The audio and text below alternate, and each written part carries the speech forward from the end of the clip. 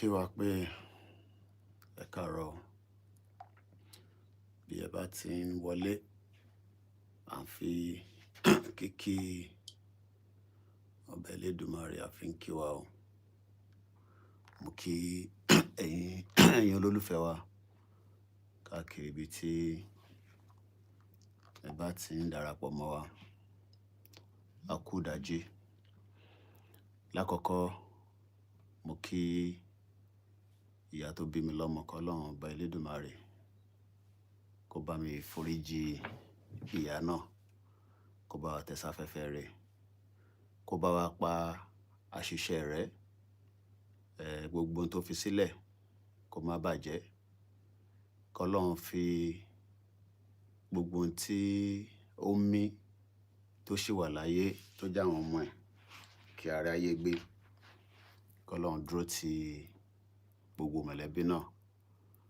Mo wá lọ bẹ́ẹ̀ mo kí bàbá tó bí mi náà pé k'Ọlọ́run bá mi wà pẹ̀lú bàbá náà. Nígbà tí mo ti ń kí bàbá mi náà, mo ń kí gbogbo àwọn tí wọ́n ti lọ. Àwa tí a kù láyé, k'Ọlọ́run fún wa ní ẹ̀mí gígùn tá fi máa rí ilé ayé yìí, tá fi máa rí lò jálẹ̀. Nígbà tásìkò bá dẹ̀ wá tó tí àwa náà bá ń lọ ká dàgbà ká dògbó, gbogbo àwọn tí wọ́n ní arúgbó nílé, k'Ọlọ́run bá mi wà pẹ̀lú àwọn arúgbó yín. A ti dé gẹ́gẹ́ bí ìṣe wa lórí ìkànnì yìí tí ẹ mọ̀ bẹ́ẹ̀ ní mọ̀wó, Koikimedia, bringing the world closer to your doorstep. We are live already on the YouTube, our live lórí TikTok, our live lórí Facebook méjì. A dúpẹ́ pé Facebook wa ti ní 400,000 followers. That's a good achievement, at least in the last 5 years. Mo kí gbogbo àwọn staff mi tí wọ́n ń ṣiṣẹ́ back to back, tí wọ́n jẹ́ kó sú àwọn, tí wọ́n dẹ̀ jẹ́ kó rẹ̀ wọ́n, because without the staff kò sí nǹkan tí a lè ṣe. Ìyẹn náà la ṣe ń sọ ní gbogbo ìgbà pé kẹ́ni kankan má lo fídíò wa, because ó ní copyright lórí nísìn. Ẹ má lò látorí Facebook, ẹ má lò látorí YouTube, ẹ má download ẹ̀ kẹ́ gbé sórí page yín.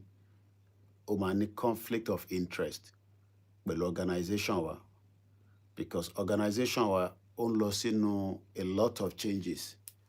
A dẹ̀ fẹ́ kí àwọn tí wọ́n mọ̀ wá gẹ́gẹ́ bí ilé iṣẹ́ wa, nígbà tó bá tún wá lọ ń wo àwọn videos wa níbòmíì, lákọ̀ọ́kọ́ title táwa bá lò òun kọ́ ni wọ́n máa ń lò.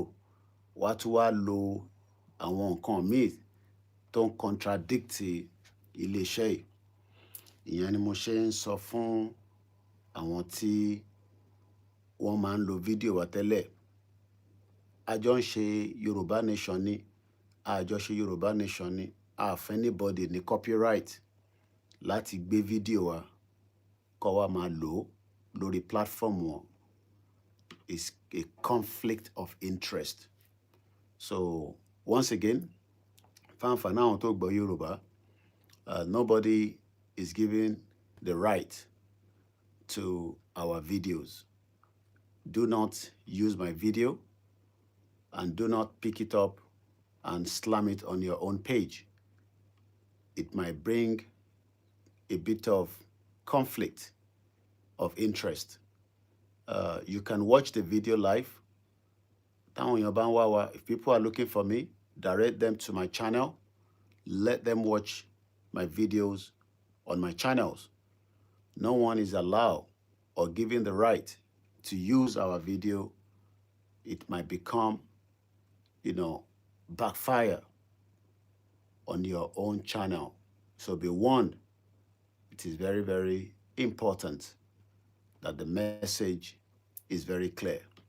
So we are live also on Twitter Space, and I welcome you as you are coming into the platform. Quite development and a lot of things are happening around the world, depending on what you're watching and depending on the part of the world you are. Currently, this broadcast is coming from London, where I am currently residing.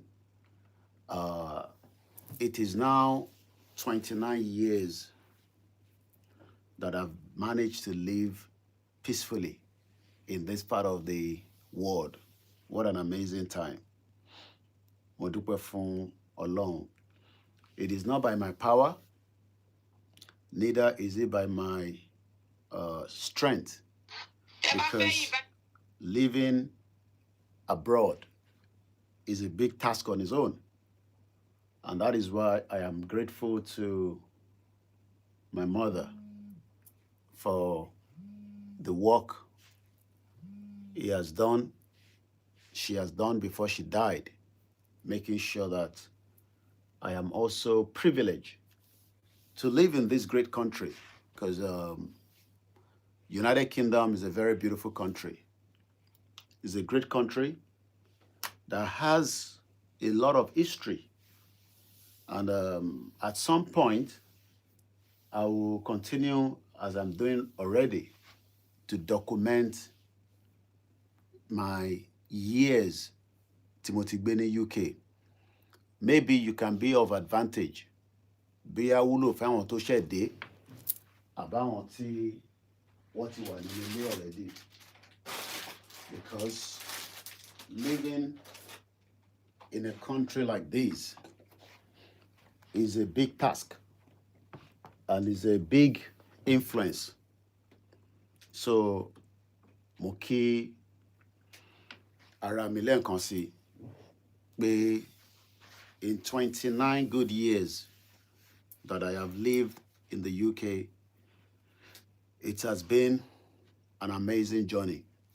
And I'm carrying you along with that journey, especially if you're going to be traveling to the UK or any part of the world. Let's recite the anthem, and then we go into the program this morning. It's now 5 minutes past 3 a.m. There is still, so that you know that this is a live program, there is a war going on right now in Iran, Israel, and the GCC country. A very tough time affecting, millions of people around the world. Iṣẹ́ wa fúnlẹ̀ wa, forílẹ̀ ibi wa, ká gbéga, ká gbéga, ká gbéga fálérí. Ìgbàgbọ́ wa ni pé bá ti bẹ̀rù làbọ̀ mọ́, ká ṣiṣẹ́, ká ṣiṣẹ́, ká ṣiṣẹ́, ká jọlá. Ìṣọ̀kan àtòmìnira ní kẹ́ ká máa lépa, tẹ̀síwájú fọ́pọ̀ ire àtòhun tó dára. Ọmọ Oòduà dìde, bọ́ sípò ẹ̀tọ́ rẹ, ìwọ ni ìmọ́lẹ̀ ògo adúláwọ̀. Àwa ni ìmọ́lẹ̀ ògo adúláwọ̀. Yoruba nation, no retreat, no surrender. The future of Nigeria. The future. Òun ni àkọlé ètò tí mo mú wá lálẹ́ yìí, mo mú wá lọ́sàn-án yìí, mo mú wá láàárọ̀ yìí, subject to where you're watching from. The future. If somebody asks you, what is the future of the country you are? For me, after 29 years in the UK, the future in the UK as a resident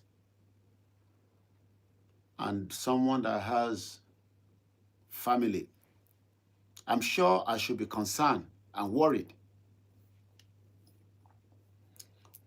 Ó jẹ́ kí n wà concerned gẹ́gẹ́ bí taxpayer, ẹni tó ń san tax tó dẹ̀ ń gbé nínú ìlú yìí. I believe That is one thing I must continue to ask myself. So, should you be worried about the future of Nigeria? Fẹ̀yìntì wà nílé àti àwa tí a jẹ́ diaspora that are Nigerians. Kí lẹ̀yin rò? Ẹ bá mi fi sínú comment section. What do you think is the future of Nigeria? What do you think is the future of Nigeria? Kí ni ẹ̀yin rò pé future Nigeria? What do you think? It depends on who you're speaking to. It depends on ẹni tí ẹ bá ń bá sọ̀rọ̀. If you're living in the southeast of Nigeria, I'm sure the way they see the future of Nigeria might be different from the person in the middle belt. Those in the north, the future of Nigeria might be different from those in the southwest.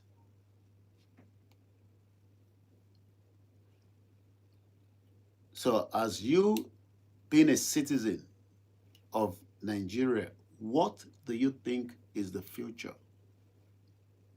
Because these are things that we must ask ourselves, regardless of some of us that have strong opinion. Some of us that believe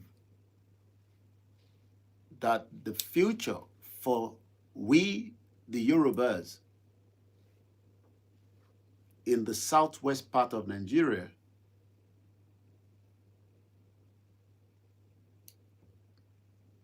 while some might disagree with our own belief, but looking at the 200 million population, what is the future? Because even as it is now 1 month, just a month is not even up to 6 months. Just 1 month of ogun tó ń jà lọ́wọ́lọ́wọ́ ní Middle East. Mo kẹ́yìn tẹ́tí darapọ̀ mọ́ wa, good morning. Iran conflict, Al Jazeera, latest attacks on the Gulf countries. Bahrain says fire extinguisher in the facility was targeted. Saudi Arabia missile launch towards Riyadh was destroyed. United Arab Emirates says the air defense responded to missile threat. These are current, just 1 month of a war, and the future is already blinking.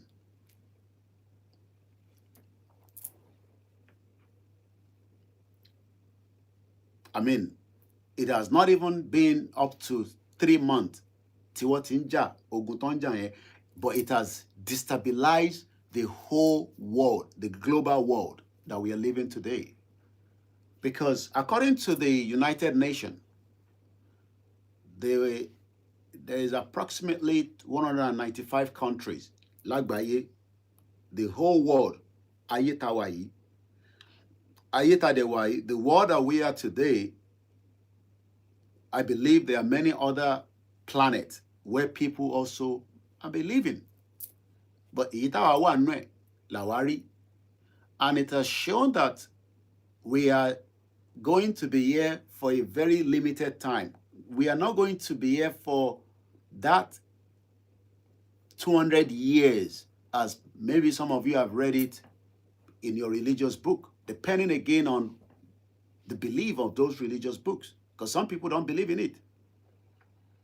You might think that your religious book says something, but ẹlòmíì máa sọ fún ẹ pé n tó ń sọ yẹn òun disagree pẹ̀lú ẹ̀, because bí Ọlọ́run ṣe dá gbogbo ẹ̀dá, bí ó ṣe dá Chinese kọ́ ló ṣe dá ìran Yorùbá, bó ṣe dá Igbo kọ́ ló ṣe dá Haúsá, bó ṣe dá Fúlàní kọ́ ló dá English.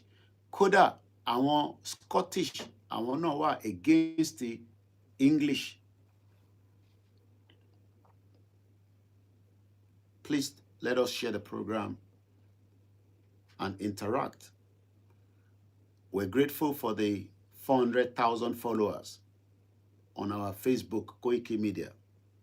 That's a good mark for a platform that has worked tirelessly day and night, prior even before it got himself involved in what he believes in terms of the right to self-determination. Because the right to self-determination, as we know, is not a crime. So, how old are you today? Ọmọ ọdún mélòó ni ìwọ tó ń wò mí, ẹ̀yin tẹ́ ń gbọ́ mi? Torí a ní àgbàlagbà tó ń gbọ́ wa, bẹ́ẹ̀ la ní ọmọdé, so a gbọ́dọ̀ fi ọ̀wọ̀ gẹ́gẹ́ bí ọmọ káàárọ̀ òjíire.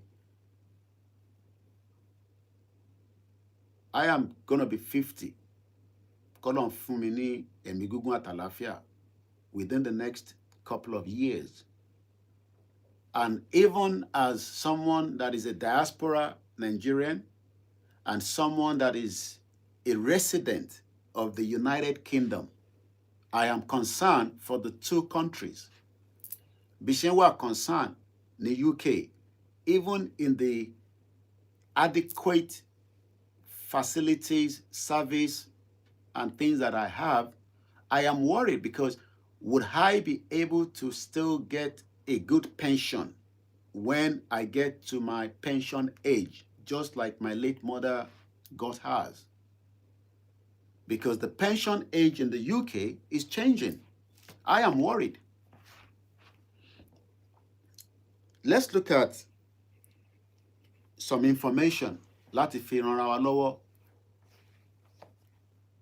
Mo kí ẹ̀yin èèyàn wa without mentioning names because àwọn kan lè náà dárúkọ àwọn, káwọn kan náà dárúkọ àwọn. So mo kó gbogbo yín papọ̀, mo kí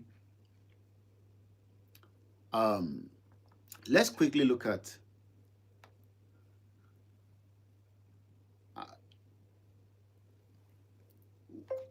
what is the pension age for UK. That is the beauty of technology. I just speak and it tells me what I want. What is the pension age for UK?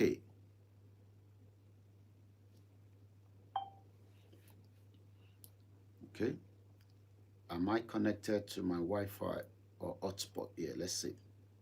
Because I might probably not be connected. Let's have a look. Yeah, it's not connected. So I have to, okay, yeah, I can connect it now. So I say, welcome to the transmission. More any damn long way. What is the future?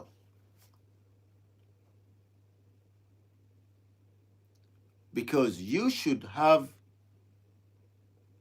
something that you can foresee, even without being told by anyone. Pé ìlú tí mo wà yìí tí mo jẹ́ citizen, kí ni future mi máa rí? Kí ni future àwọn ọmọ mi máa rí? Kí ni future àyíká mi máa rí? Within the next whatever decades.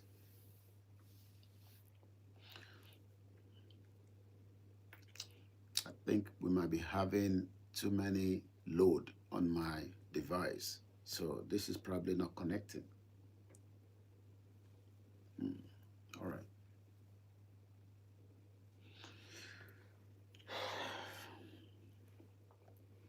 All right.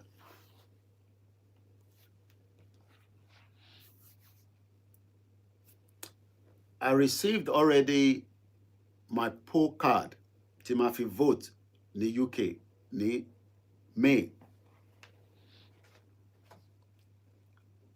May 7, a Thursday, when all the UK residents will be going out to vote election of the councillors. A máa dìbò ní on the 7th of May. 2026, Odoi. And already I have been sent my poll card. I'm looking at it right in front of me. You must bring photographic identification to vote. You will not be able to vote unless you show photographic identification to the polling station staff. A full list of photographic identification is set out overleaf. Election of councillors to my borough, Thursday, 7th of May, 2026. Your polling station will be so address. Your voting hours will be from 7 a.m. to 10 p.m. local time. My electoral registration number has been added. You do not need to take this card with you in order to vote. That means a future for me and my family as a resident of the United Kingdom. I should be worried and concerned as the election is coming,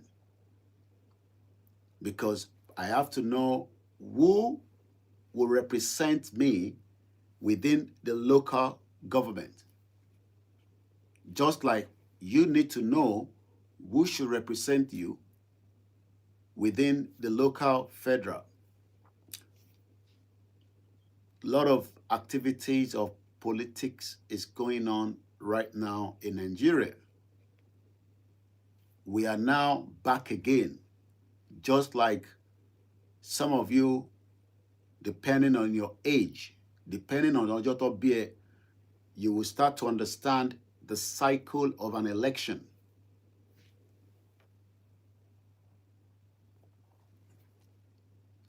If you were born in the 90s, you probably have witnessed an election that Omokwe, its cycle of 4 years. But as of today, if you're watching me, you should understand that an election took place in 2023.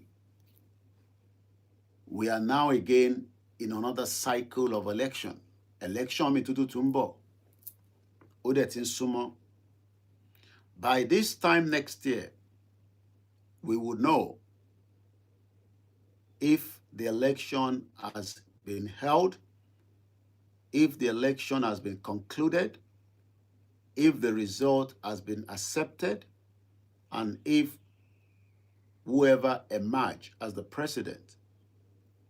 But should the citizen, àwọn tó jẹ́ ọmọ ìlú, you watching me, should you be worried about the future? And if you're worried, what are you worried about? Because there are a lot of things that I am worried about as a resident of the United Kingdom. What I am worried about might be different from what you will be worried about as a citizen of the Federal Republic of Nigeria. Because inti gbogbo amawa concerned about will be different. Inti mimawa concerned about, I am not worried about certain things, but I am worried about certain things. Maybe the education of my children in the UK. I might be worried about job prospect for myself and my children in the near future as, quote and unquote, a citizen of the United Kingdom.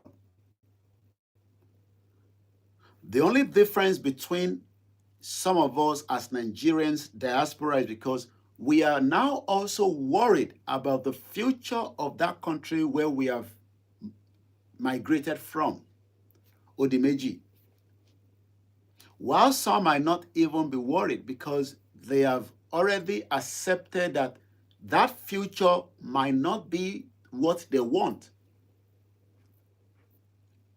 This is the difference between some of us that are projecting, campaigning for certain things to change. Because if those things change, we have that option to move from our current resident location back to Nigeria. But even the least person to any African country do not want to move to Nigeria because of certain things. I stay in Benin Republic a few times. God bless the soul of my late mother. And I think living in Benin Republic itself was more peaceful for me than living in Nigeria.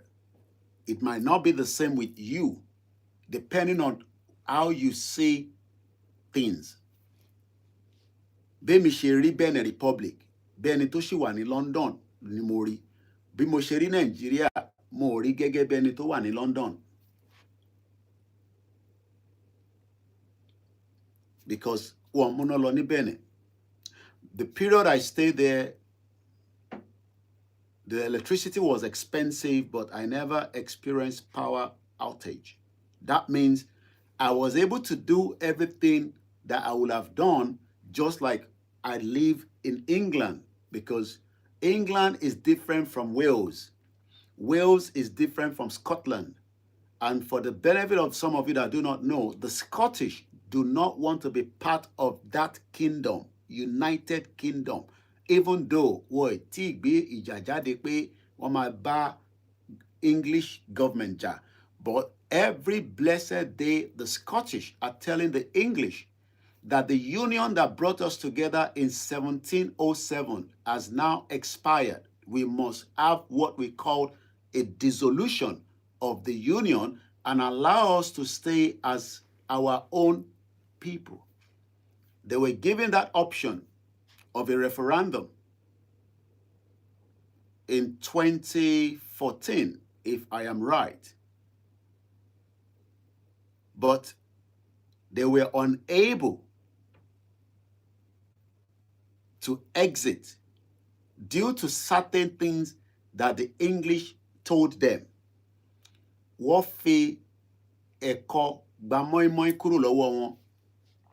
Because sometimes, as the citizen of the Federal Republic of Nigeria, we are told certain things, and those things, we are not getting it as citizens. But the campaign has already kickstarted again, and we wait again and see how the cycle goes. So when those of us that are also now campaigning for the self-determination, some people see us as a threat to the country. They see us as people that wants to destabilize the union that was forced on us in the first place in 1914 fraudulent amalgamation. Because the 1914 amalgamation is the reason why we're going through everything as Yoruba people in Nigeria today and the others. So the question is, what do we do?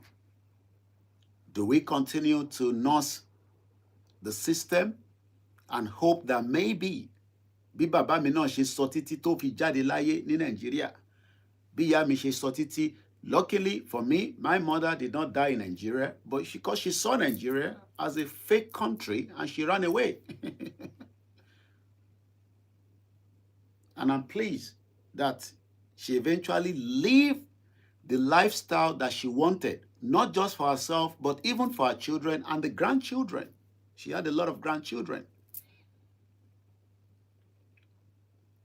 Bóyá èmi náà bá get caught up nínú Nigeria, tí kò bá sí foresight ìyá yìí. May God bless her soul, wherever she is right now.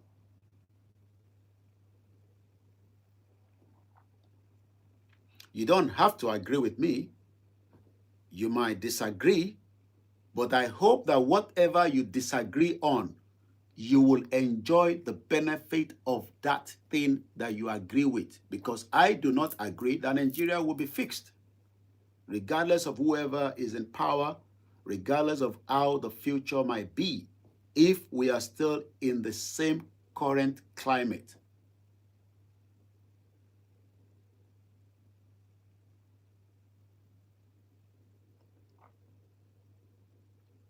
Mo kẹ́yìn yan wa lẹ́ǹkan sí tẹ́tí darapọ̀ mọ́ wa.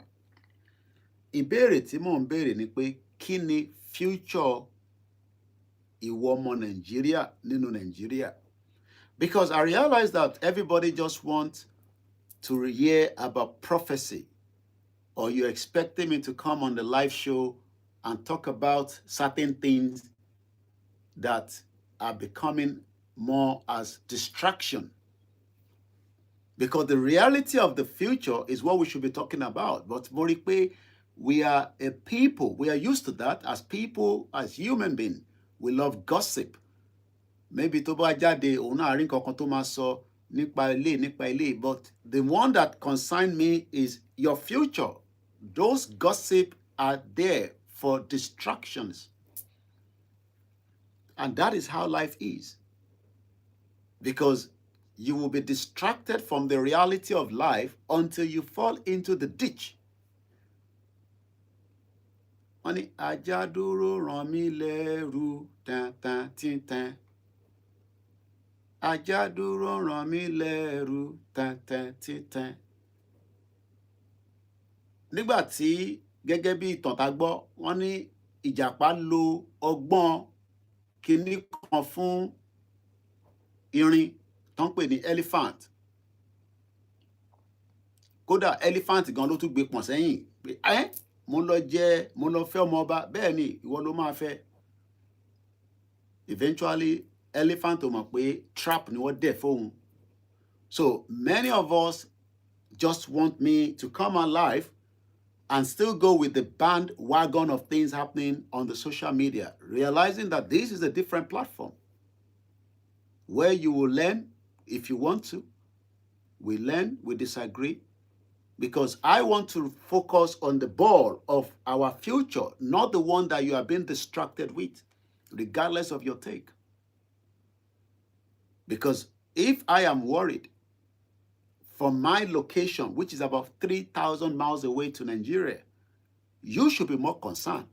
I think so. I am worried about my energy bill is going up.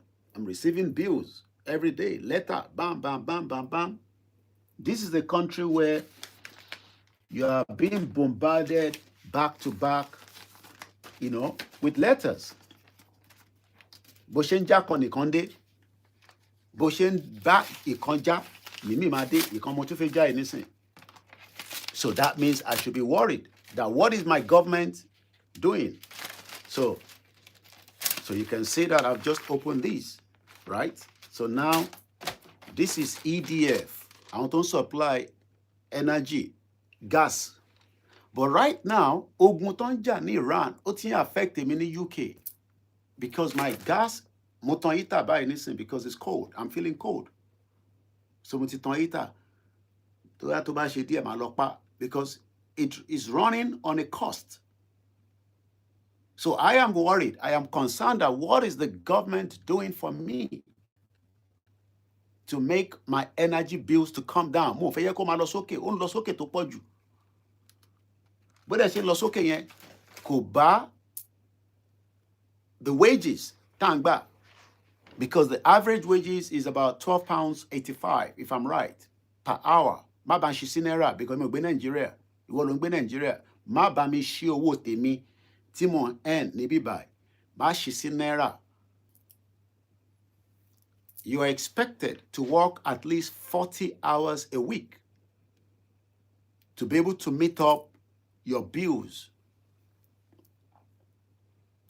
So I am worried about two countries now. Mo ń worry nípa ìlú tí mo wà yìí, tí mo gbé ní gbígbé àlàáfíà at the courtesy of this woman. Àfi kí n máa ṣàdúrà fún lójoojúmọ́. Because everything that I am enjoying in this country today is from this woman. She could have done the same thing. Táwọn ọ̀rẹ́ wọn kan ṣe pé àwọn ní láti mú ọmọ wá sí London, come and send owó sí wọn. Now immigration is becoming tighter. Some of you will get in, but I can assure us that 60 million Yoruba people will not get into this country. Kò ń ṣe pé. Are we going to take 60 million? Do you know what 60 million is? This country itself is not even up to that. Taba break it down. The whole of UK is not up to 70 million. So why do you think they would accept 60 million people? Kowagbeni Ibiti, already 60 million. What? Yes, we will have numbers of Nigerians that will continue to grow because generation to generation, Amama Bimosi, and that means we will multiply. Nigerian British citizen, Anthony Joshua, or the Nigeria, or to the British citizen. The same thing will apply to some of you and your children, the grandchildren. But we are worried about another country, even though we are not meant to worry about. Kò tẹ́ ká máa worry nípa Nigeria. Mo kí àwọn staff mi. Again, do not pick our videos. Bashin build the channel wa àti ní 400,000 followers lórí Facebook wa kan and another 2 Facebook. They are doing very well. Our YouTube channel is about 51,000. Regardless of how you look at the channel, it's growing, and we expect you to help it to grow more.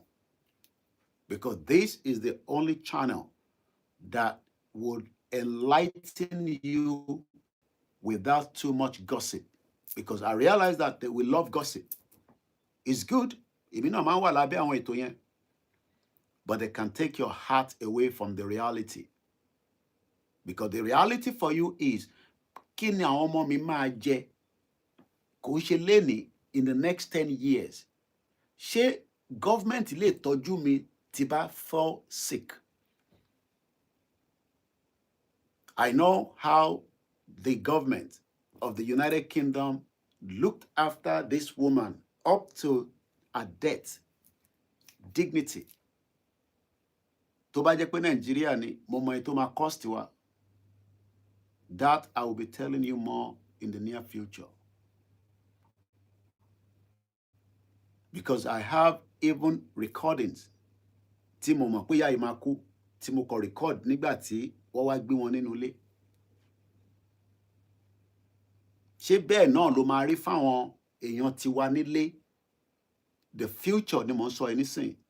Tẹ́ bá dàgbà, tẹ́ bá dògbò, ṣé government tá wà nínú ẹ̀ yìí, whether it's the current government, the next administration, ṣé wọ́n lè tọ́jú ẹ tó bá dàgbà, tó bá dògbò, àbí tí nǹkan bá ṣe? Because as human beings, we are meant to, at some point, maybe, break down. A lè sick, ó lè rẹ̀ wá, accident lè ṣẹlẹ̀, a lè become disabled. Kò sí nǹkan tó lè ṣẹlẹ̀, a kàn ń bẹ Ọlọ́run ni, but ìyẹn kù sọ́wọ́ Elédùmarè. But do you think that the future of Nigeria will be able to do as many things? But I realize that into man trend, only the gossip. Àbí tí wọ́n bá ní, ṣe ti gbọ́n tí wòlíì yẹn sọ. Wòlíì ò ní láti ṣe sọ̀rọ̀ fẹ́mi tẹ́mi gbé ní UK because èmi mọ̀ pé gas mi ń lọ sókè. So mo gbọ́dọ̀ béèrè lọ́wọ́ Keir Starmer, my prime minister, what are you doing to make sure that after tógun yẹn bẹ̀rẹ̀, the prime minister released 53 million pounds sterling láti fi subsidize gas wa fáwọn kan, kò ṣe gbogbo wa o. Àwọn tó ní priority, àwọn àgbàlagbà, kọ́lọ̀ fọ́run kẹ́yà ẹ̀. Tó bá yẹ kó ṣì wà láyé ni, wọ́n máa fún ní support láti fi san owó gas ẹ̀. Ṣé bẹ́ẹ̀ náà níjọba tẹ̀wá nú ẹ̀ nísìn? Bẹ́ẹ̀ ló ṣe ń subsidize àwọn nǹkan tí àwọn àgbàlagbà, àwọn ọmọdé, àwọn tó kù díẹ̀ káàtó within the society. So you don't have to agree pé kí Nàìjíríà kó pín, it's fine. But I just hope that you understand that your future must be brighter as day goes and year goes. Ẹ má bínú fún the whole of the network. We're working on that. It will improve within the next month or so.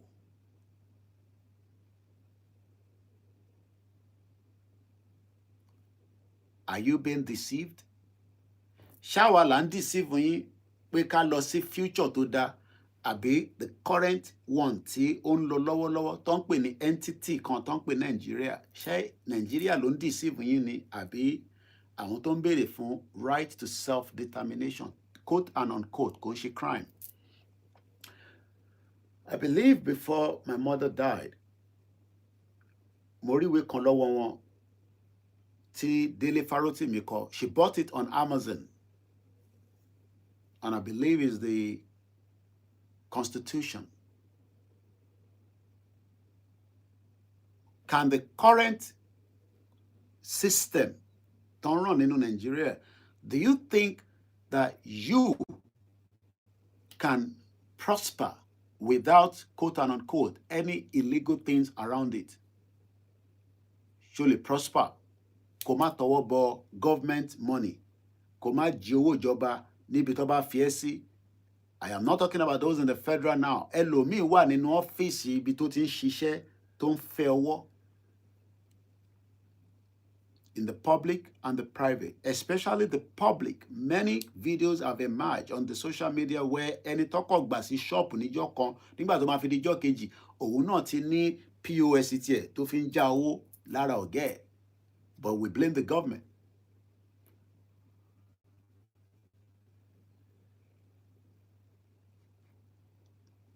Mo kẹ́yìn tẹ́ wà lórí ìjókòó.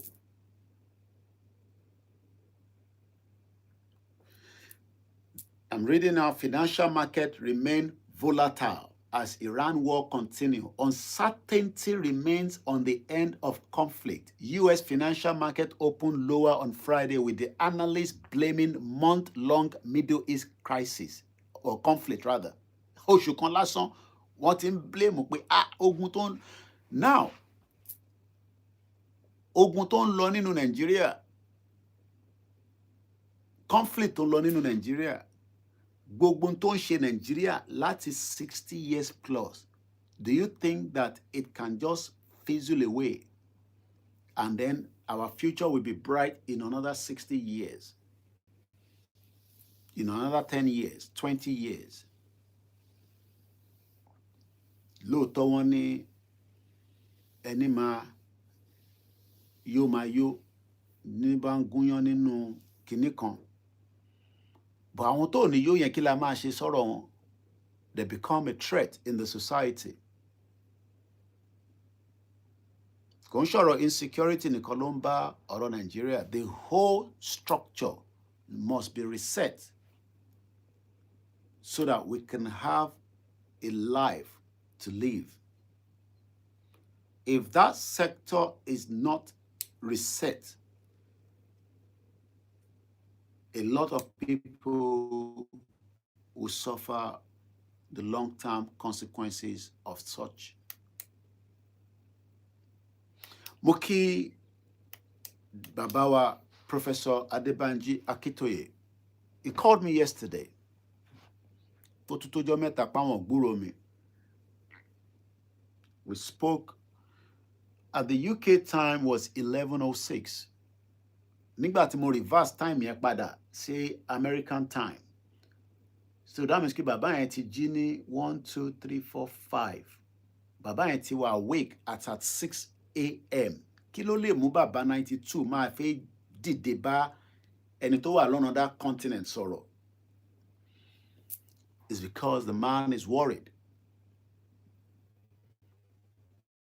for many things that has affected Yoruba land, the future of Yoruba land.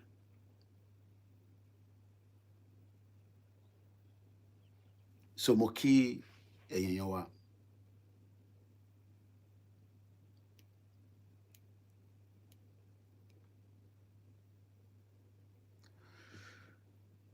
The Yoruba people, our Modua,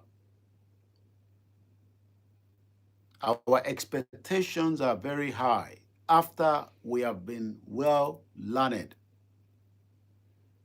because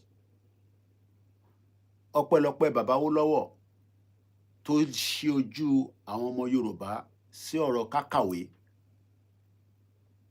Maybe àbádàbí àwọn northerners lénìí tí wọ́n were concerned too much about education.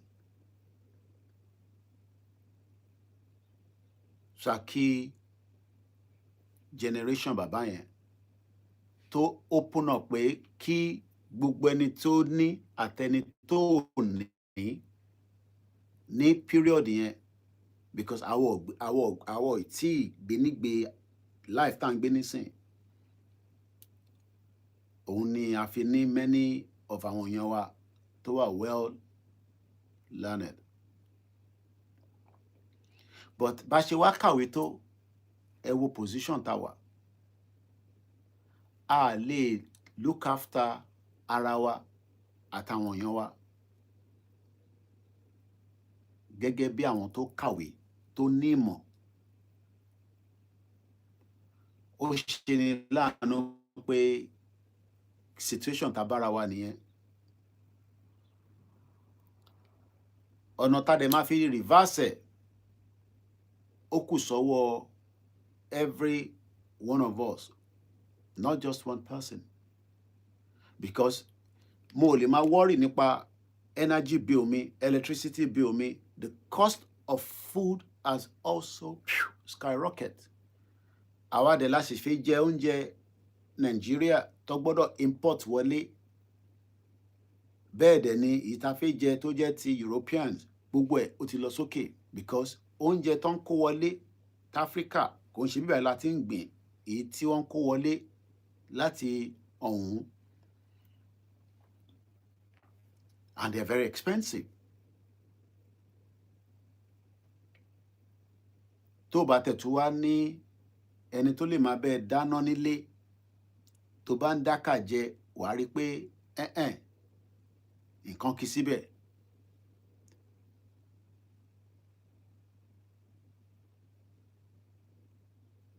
Mo ń béèrè lẹ́ẹ̀kan sí, what is the future of Nigeria? And what are we expecting to get out of Nigeria as a Nigerian citizen? Tí a jẹ́. Kí ni expectation tèmi as a Nigerian citizen? Because the country is still existing. Ó máa pín, but ó ṣì ń exist. It's still an existing country under United Nations. Kò tí sí ibi kankan quote and unquote tó sọ pé country kan ti emerge. Even àwọn ẹ̀yà kejì tó ń pariwo kò tí sí lábẹ́ United Nations pé wọ́n ti emerge as a country. Bẹ́ẹ̀ dẹ̀ ni the same thing pẹ̀lú àwa tá ń campaign fún Yoruba Nation. Wọ́n tí kọ́ sínú abẹ́ United Nations pé ìlú yìí ti emerge as a country. So that means Nigeria is still existing. And the reason to say exist is because millions of those of you that still believe that it must exist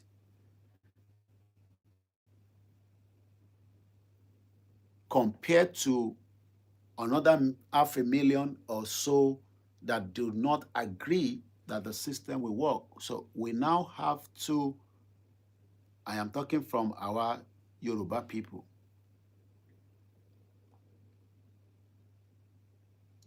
Very long time, Timothy boy. Tiger Woods car crash. Gulf charge for refusing urine test. Okay. Yoshi Mangba Gulf shop. It might be known for the, I haven't seen him for a very long time. Tiger Woods. That's what I do all my days, watching news and Meima military parade. Ìlú burúkú. Má ṣeré lọ sí ìlú yẹn. Tó bá ń fún ẹ ní visa lọ sí ìlú yẹn, gbé yẹ̀wò lẹ́ẹ̀kan sí. Tó bá náà tó ní bad record of looking after their citizen. Meima ìlú tí ó ń show military parade wọn. Military government signal changes to leadership. It's a very wicked country. Meima ìlú òfò nílùú yẹn. Mo kẹ́yìn yẹn wá lẹ́ẹ̀kan sí. Mo tún kí wa pé 400,000 followers on Facebook is a big number. But in tefe gbolale kole fe gbọ́ nísìn àbí. I know some of you will probably want to hear something different because ẹ ti lọ káàkiri so tẹ́ bá ti wá síbí báyìí náà. And I'm not going to take you there. Ibi tẹ́ fẹ́ lọ yẹn, we're not going to go there. But I am speaking with my principal.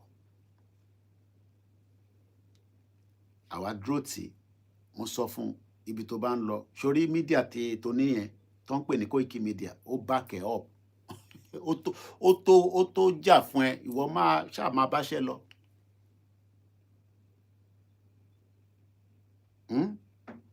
But in tẹ́ fẹ́ gbọ́ yẹn látẹnu tèmi yẹn ẹ̀ ní gbọ́.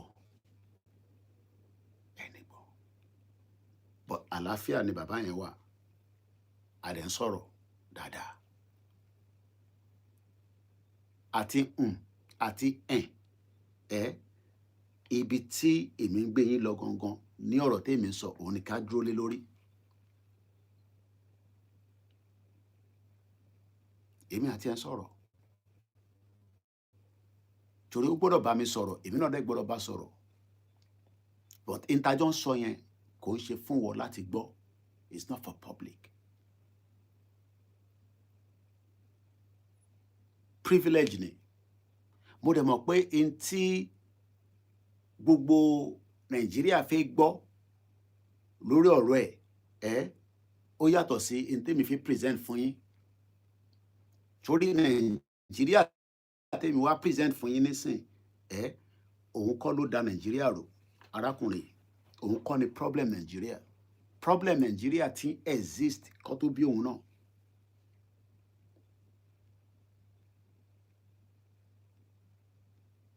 Problem Nàìjíríà ó ti ṣe kíni, ó ti exist kó tó bí bàbá yìí. But we know. Ọlọ́run dẹ̀ ṣe nígbà tí bá máa kọ ìwé mi lọ́jọ́ iwájú, àwọn kan máa testify pé lóòótọ́ ni Koiki. Torí at least lánàá èèyàn kan jàǹfààní níbi tí ó ti ń bá mi sọ̀rọ̀ tí Ìgbòho pè wọlé tí mo dẹ̀ ní ó yá tẹ́ fẹ́ bá mi sọ pé tẹ́ fẹ́ sọ fún chief fúnra yín yẹn, tẹ́ fẹ́ rán mi sí chief náà lélẹ̀. Kódà ẹni yẹn gan ó wà panic, kó tẹ̀ wá ọmọ tó lè sọ mọ́. That is part of my evidence. But in tí mo gbé wá ni pé kí ni future Nàìjíríà? Kò ń ṣe future arákùnrin, because arákùnrin tẹ̀ ń wò yìí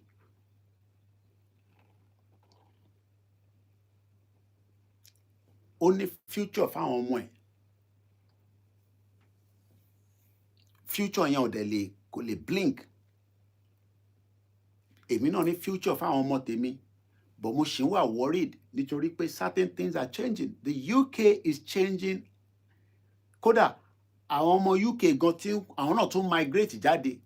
That is how UK is. Maybe not in a large scale, but tó bá lọ sórí YouTube lénìí, tó bá kọ type UK citizen exit UK. Do you understand what that means? Bí wọ́n ṣe fi jápa wá sí UK, àwọn ọmọ UK fi jápa dé, àwọn náà fi jápa jáde. Ibi tó ń lọ yẹn mo wá mọ̀. Ibi tó ń lọ yẹn ni mo mọ̀. But mo mọ̀ pé I have watched not 1, not 2, not 3, not 10 videos of UK citizen. Mo dẹ̀ ti ka àwọn tó ń ṣe fídíò, the statistics of the UK citizen táwọn náà ti exit pé báwo nílùú ìṣe fi wá rí báyìí nígbà tí UK citizen, ọmọ English citizen, let me put it that way. Mo kẹ́yìn wa tẹ́tí darapọ̀. Ẹ má yẹ kí n dárúkọ, but mo rí gbogbo yín láti Germany, láti Morocco, láti Australia, láti New Zealand. Tí bá ti dárúkọ bẹ́ẹ̀ yẹn, ẹ ti mọ̀ pé mo ti capture yín America, UK, àtàwọn tó máa tún program yìí wò. Má gbé fídíò mi gbé sórí channel ẹ, èmi kọ́ management ni, wọ́n máa flag it down, wà á dẹ̀ gba strike lórí YouTube channel ẹ. Mo lè máa ṣe wàhálà, ẹ̀yin kọ́ lẹ employ mi. Nígbà kan a sọ, but nísìn àfẹ́. Kódà ìyá ìgan ni tó fi jáde láyé, ó sì tẹ̀ sí mi létí. Má jẹ́ kẹ́ni, mo wà láyé, mo sí láyé, má jẹ́ kó lo fídíò ẹ. She doesn't even like it because èmi á ṣe fídíò, ẹ rí title ẹ, ẹ gbé oríṣiríṣi nǹkan sí, in tí mo sọ, ẹ ní Koiki sọ. Mo ò dẹ̀ bá Bọ́lá Tinubu jà. Bóyá ẹ̀yin kan rò pé bí a kí n jáde kájọ máa bá Tinubu jà, bá Tinubu jà, but à ń pè sákíyèsí. Maybe some of you want that. Kí n jáde, hey, Tinubu, hey. I was watching their convention yesterday, ibi tí mo jókòó sí ni, tórun fi gbé mi lọ. Mo dúpẹ́ fún brother mi kan. Òun ló ní Koiki, kí ló ń ṣe níjọ́ Friday? Mo nílé náà ni mo èmi ò kúkú jáde. Ò jáde kẹ̀.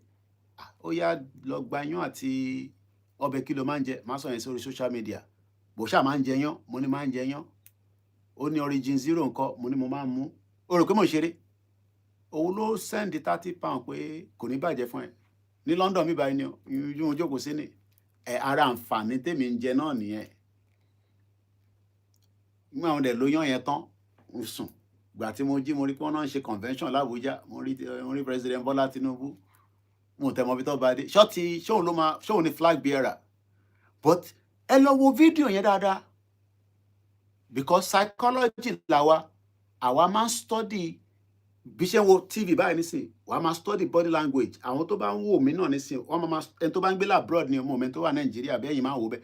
Wọ́n á máa study body language mi pé arákùnrin ṣó ti ń dawọ́rú, ṣó ti ń parọ́. Body language ni. Ẹ lọ wo body language Shettima pẹ̀lú Tinubu lánàá. Ẹ rí pé future Nigeria ó bright.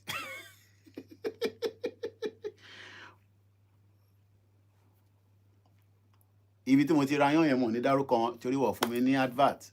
Tó bá pọ̀ fún mi advert nísìn ni, tó fi mi ṣe advert, máa dárúkọ wọn.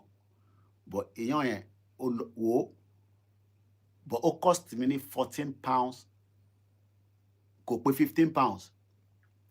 Ìyán kan, ẹran mẹ́ta. Tí mo lè fi £14 jẹun Nàìjíríà, yes, àwọn tó ń jẹ wà.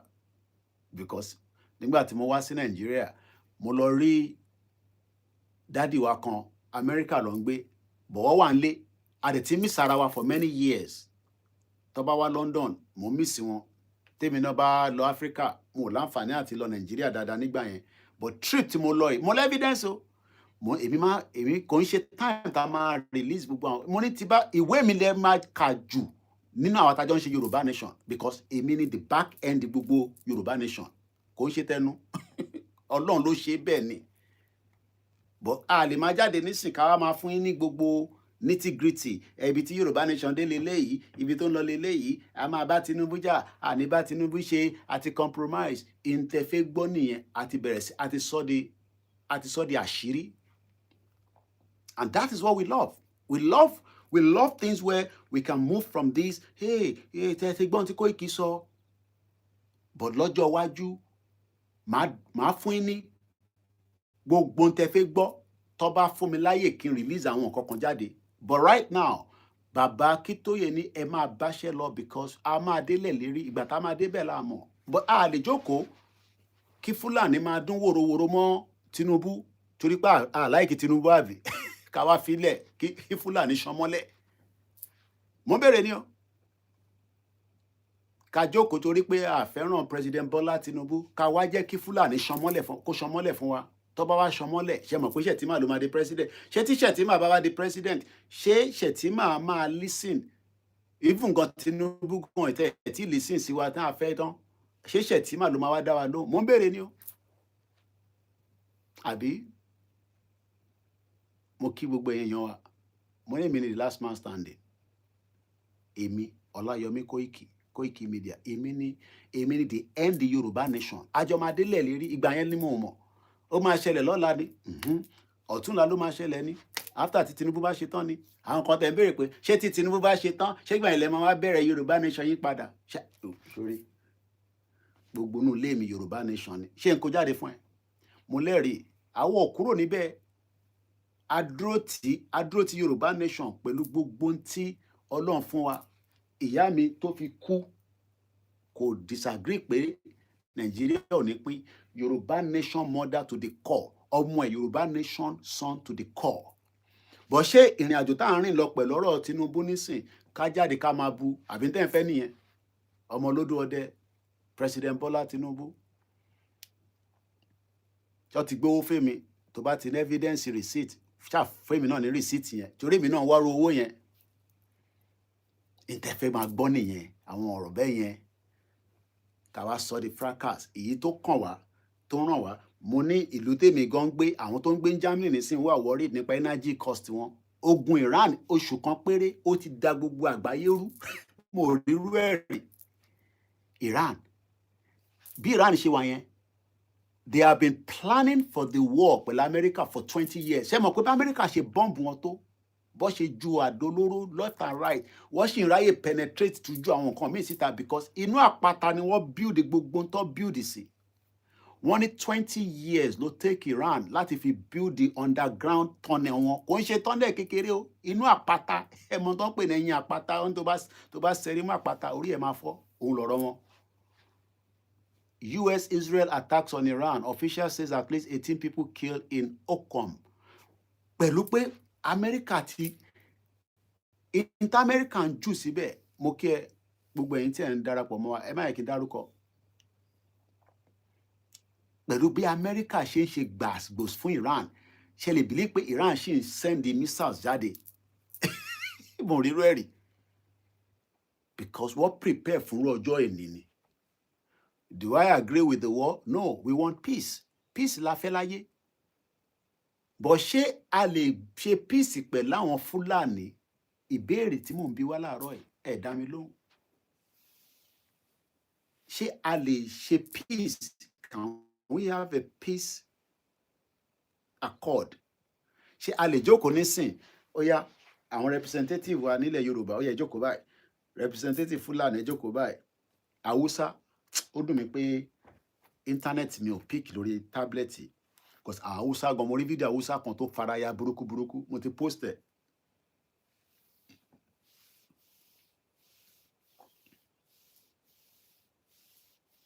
Àbí?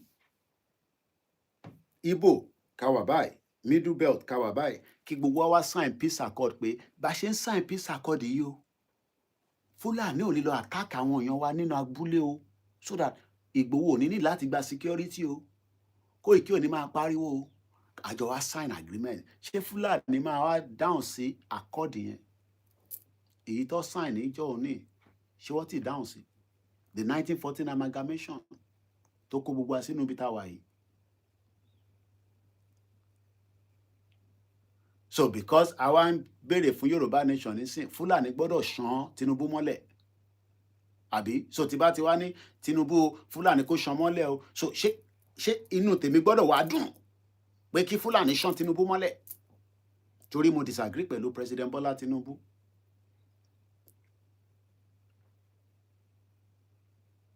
Mo ń béèrè ní o. A ti pè sákèésí, Bàbá Akíntóyè ti kọ lẹ́tà. So now, because we are asking for Yoruba nation, we must allow Fulani to ṣán Tinubu mọ́lẹ̀. Àbí tó bá ti wá ṣán mọ́lẹ̀ tán, Ṣètìmá wá gbàjọba. Kí lẹ rò kó máa ṣẹlẹ̀ tó bá yẹ pé wọ́n rí kù yẹn ṣe? O rò pé mò ń parọ́ ńgbà tí mo ní mo jẹyán? Ṣé ń fi wọ̀n ẹ́? Mo jẹyán sẹ́ẹ̀. Sórí egungun tí mo fi jẹ́ lélẹ̀, lórí rápà yẹn lélẹ̀. Mo lo origin kan lé lórí. Mo wá sùn. Ṣùgbọ́n tí mo jí, Donald Trump, for 47 years, Iran has been bully of the Middle East, but there will be no bully no longer. Ṣeré mi máa ń like wà lórí platform mi kí n máa link ẹ̀ mọ́ tó ń lọ ní mo ní bíbá ẹni kan lẹ ti máa lè link ọ̀rọ̀ Nàìjíríà pẹ̀lú tó ń lọ international, because international platform làwa wà. Ṣé Fúlàní bully wa àbọ̀ bully wa?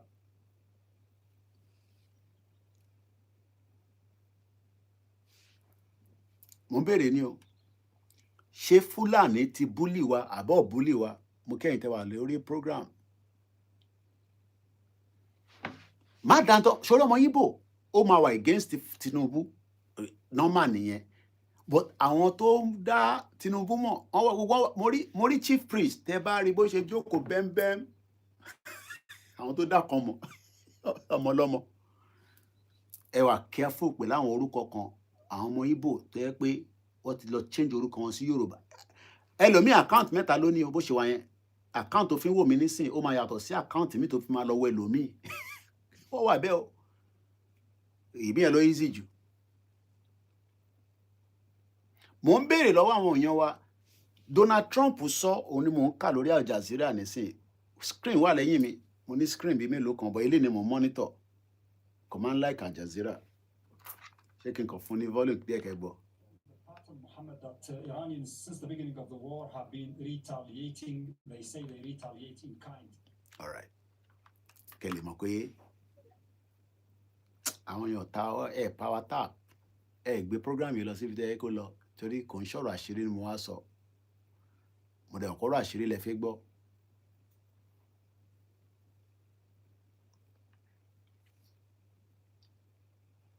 Should we allow ta ló ń búlì ara wọn nínú Nàìjíríà? Ta ni búlì? Ta ló ń búlì ara wọn? Ta ló ń búlì wa?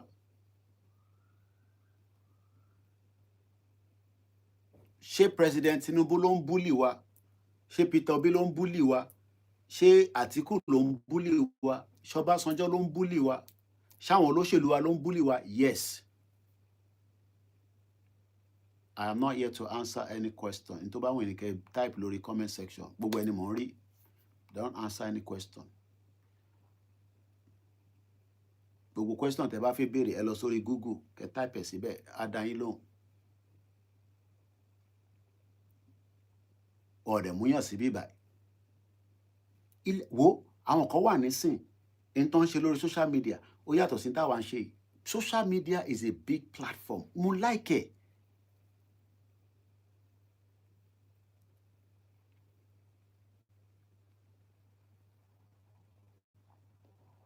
Mo kẹ́yìn wa lẹ́ẹ̀kan sí. Aago 4 ti lù ní London. Aago 11 lù l'Amẹ́ríkà. Aago 10 níbì kan ní Canada. Bí a ṣe ń sọ̀rọ̀ báyìí, Australia ti wà ní ilẹ̀ mọ́ rẹpẹtẹ. Àwọn ilẹ̀ ti mọ́ bám lọ́dọ̀ tí wọ́n ní China ilẹ̀ ti mọ́ bám. Ilẹ̀ ayé nìyẹn. Ilẹ̀ ayé nìyẹn.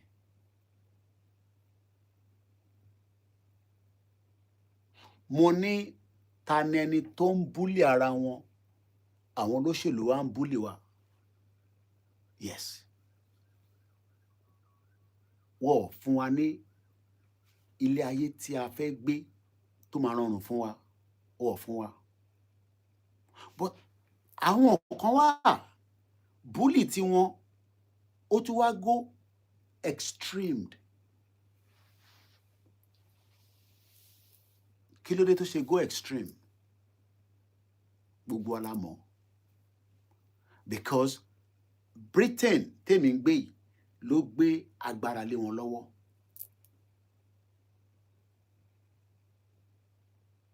They were given the power and they were able to use that power for a very long time. Wọ́n lò láti fi gbádùn ara wọn, láti fi support agenda àwọn tó wà níta against àwa tí a jẹ́ citizen.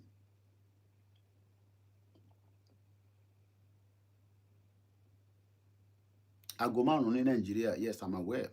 Aago máa change, I believe. Adẹ̀kú palẹ̀mọ́ Easter, abáwaláyé. Ọlọ́run ṣeré ní àṣemọ́. Torí nígbà tí ìyá yìí tá ń ké Happy New Year, àṣekò tún ní bá wa ṣe another New Year mọ́. Ilé ayé nìyẹn. So èèyàn kan ní wá sáyé kó má lọ àti Tinubu àti Koiki àti Igboho bọ̀ a kàn bẹ̀ Ọlọ́run pé kó fún wa lẹ́mìí gígùn kí a lè gbé ilé ayé tó máa rẹ̀ wọ́n lọ́rùn òun làwa ń ṣe. Bàbá Akintoye is 92. Mo ní bàbá yẹn pè mí ní 6 a.m. American time.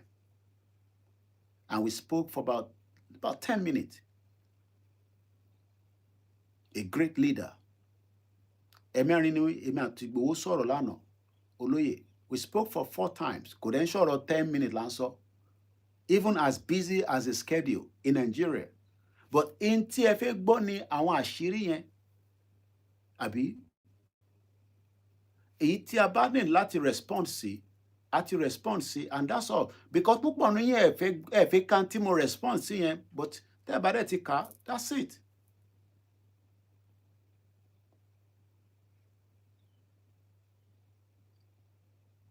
Mo dẹ̀ sọ fún yín pé ibi tó lóye ń lọ lèmi lọ, àjọ dúró ni, a lè pa bí ṣúgà. Yáyàyàyàyà, a lè pa bí ṣúgà. Bẹ́ẹ̀ ni ọkùnrin ogun lèmi náà nínú mídíà. Ẹ dẹ̀ lè rọ́ mi because mo ti gbé nílùú tí ó wà civilized, so mo mọ game tí gbogbo yín fẹ́ gbá pẹ̀lú Ìgbòho àti Yorùbá nation tá gbé dání. Mo dẹ̀ fún bàbá Akíntóyè ní word mi àti olóyè ní 2021 pé bó bá sún gbogbo mídíà tó bá náà wọ́n ṣe mọ́, èmi nìkan tó bẹ́ẹ̀ láti máa bá ṣẹ́ yẹn lọ. I am capable because I know. But ẹni tí ìṣẹ́ ti mú, tí ìyà ń jẹ, kábàkábà ló máa sọ. Ṣé ibi tí mo ti jẹ yán, èèyàn tó cost mi ní almost 15 pounds. Mo dẹ̀ ra origin kan sí, gbogbo tí mo ná yẹn was about 20 something pounds ni mo ná lánàá. Àtẹni tó ì tí jẹun, tí brain ò function, ṣé mi tí mo ti jẹun tí brain mi function, tí mo dẹ̀ ń sọ fún yín pé future Nàìjíríà tẹ́ sọ̀rọ̀ yìí, àwọn olóṣèlú yín mọ̀ pé àwọn ò lè fún yín. Ó ṣe jẹ́gbà tí election bá ń bọ̀ tó máa ń ṣe empowerment, tó máa kó machine jáde, grand pepper, àlùbọ́sà, kó kinní kan jáde. Politics Nàìjíríà nìyẹn. Ó dẹ̀ lè fi politics Nàìjíríà wé ti Europe. Pulling card mi ló wà níbí báyìí, mo kàn lè fi wọ̀nyí ni. Òun ló wà wájú mi. Ibi tí máa tẹ̀ka sí ní May 7 mo ti mọ̀. Because ó máa fún mi ní result tí mò ń fẹ́. Bẹ́ẹ̀ tẹ̀ka bóhùn yín, bẹ́ẹ̀ tẹ̀ka àwọn tí mo bọ́ ṣe máa play game yín lọ́hùn, because politics Africa nìyẹn. Oh, they live in politics. You can't use the politics of Africa to expect to work with the same politics of Europe. Even the politics of Europe is different. So, à ń sọ pé ká kúrò nínú in tí a wà nínú ẹ̀. Nígbà tẹ́yìn kan dẹ̀ sọ pé kò tí ì tó àsìkò. Kí ló fẹ́ ká wá ṣe?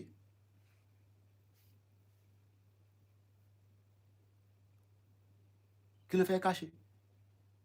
So, ó fẹ́ ká ṣe more than in tá à ń ṣe ni. There's what they call diplomacy. Trump bó ṣe wà anything, ó ń wá exit plan. Maybe some of you don't know that.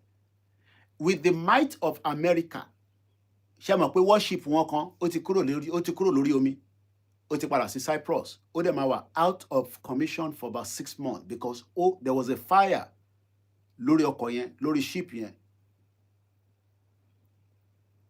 Ó mọ̀, ẹ̀hún lẹ ti ń gbọ́ yìí nísìnyí, mo ní bíbá gangan ní international platform yín. Ibíbà òun ni international platform yín tí a ti máa gbọ́, tí a dẹ̀ ti máa rí bí nǹkan ṣe ń lọ. Òun ni international platform yín. Òun ni international platform.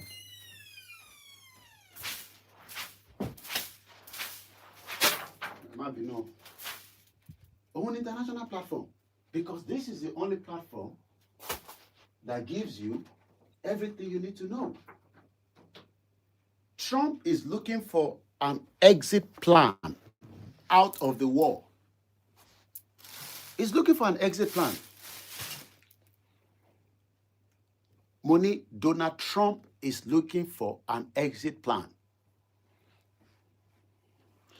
And if you're going to leave Nigeria without chaos, according to international law, I am now taking it to that standard, you will expect to engage your people.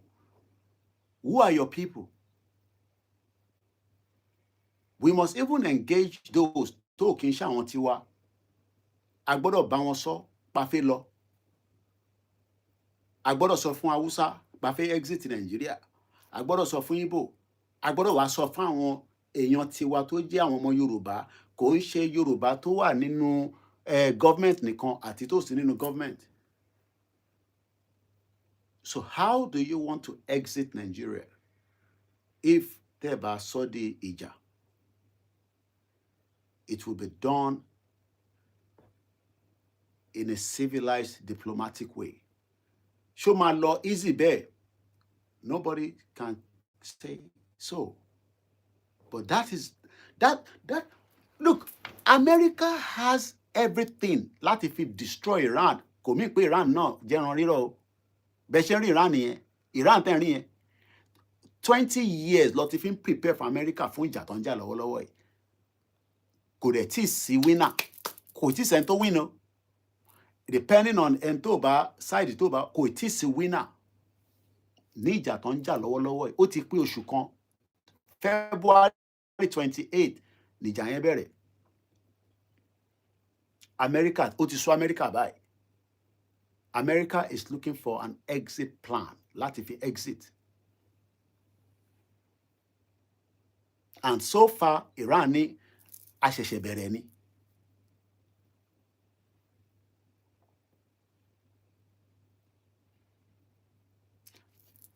Àwọn tó ń dún màrúrú mọ́ wa, tó ń pè ní ethnic kan tó sí lára ẹ̀yà Nàìjíríà, and they have been able to hold the power structure for many years. Ṣé rò pé wọ́n máa jẹ́ kó lọ easily? Ẹ lọ wo body language lẹ́ẹ̀kan sí Shettima àti Tinubu lánàá ní Abuja. Ẹ kọ́ lọ wo body language yẹn lásán.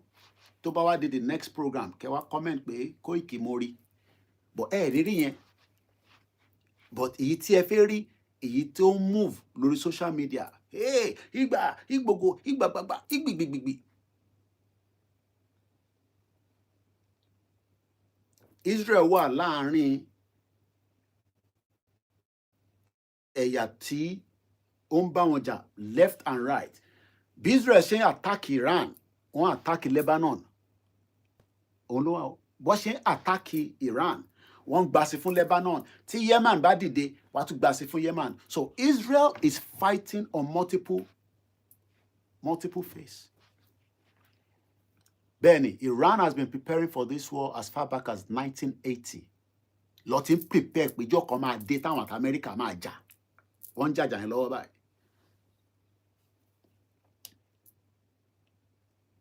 Àwọn kan tẹ́ ń sọ pé probability pé ogun yẹn lè escalate because Russia ń fún Iran ní intel. Òun lè ń gbọ́. Israel attack Lebanese.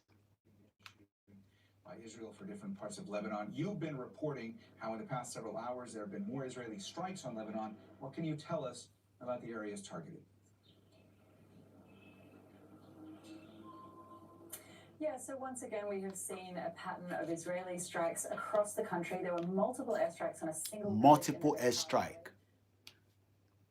So, àwọn tó ń bá wa jà, ṣé ojú kan ló fi ń bá wa jà? Wọ́n jẹ́ kẹ́ lọ sí oko ìyẹn àkọ́kọ́.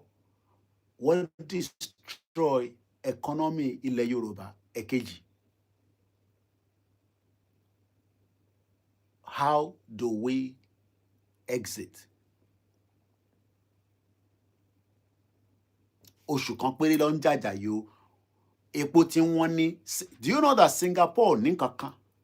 Singapore. Bílù yẹn ṣe dá tó. Wọ́n ò ní ṣe gbá anything ní mineral resources. Gbogbo nǹkan tó ń lò pátápátá wọ́n import ẹ̀ wọlé ni. Because ilé ayé ti dá. Tanker kan, I don't know, I'm not in the shipping and the, that sector. Tanker kan ó ní iye epo tó lè gbé. LNG tó ń pè ní gas. Ó ní àwọn ship tó yẹ pé tó bá rú láti region yẹn, tó bá gbé dé ìlú tó fẹ́ gbé dé, wá já síta. Ship yẹn á tún jáde padà, ìgbìgbì, ó tún padà lọ. Maritime business is one of the biggest business in the world.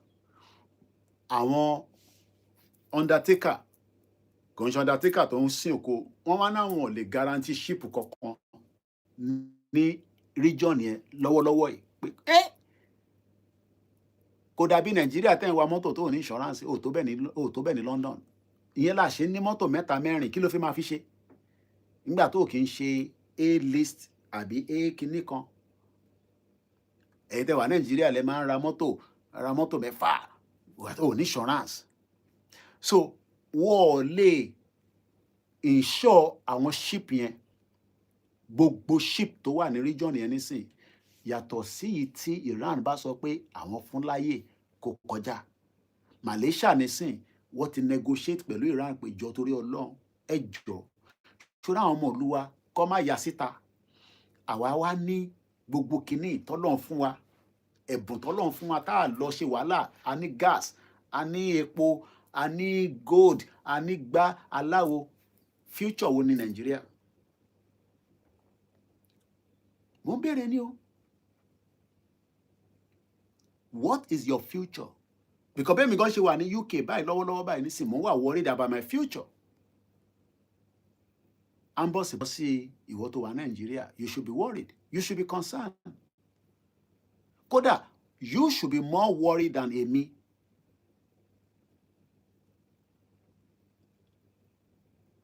How many of you know about petrodollar? Do we see things changing? Ṣé mọ̀ pé Iran, bẹ́ẹ̀ ni, wọ́n ní repair, báwo lọ sí fẹ́ repair? Wọ́n ní repair refinery.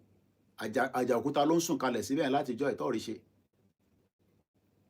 Gbogbo tó yẹ kó fún àwa níṣẹ́, tó yẹ pé tá bá gbé pálí wa lọ anywhere, wọ́n gbọ́dọ̀ decline wa ní visa.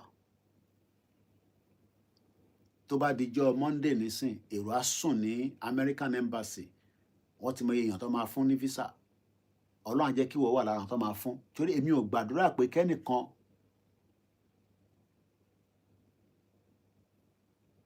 kó má láǹfààní àti wọ abroad. Bí dẹ̀ ṣe máa ń sọ, ẹ má jẹ́ kẹ́nìkankan tó wà lábroad sọ fún yín pé ó le. Ẹ sọ fún wọn pé bó ṣe le yẹn, ẹ̀yin náà fi wá kọlù.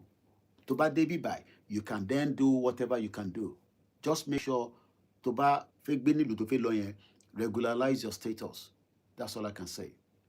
Let's come back to the discussion.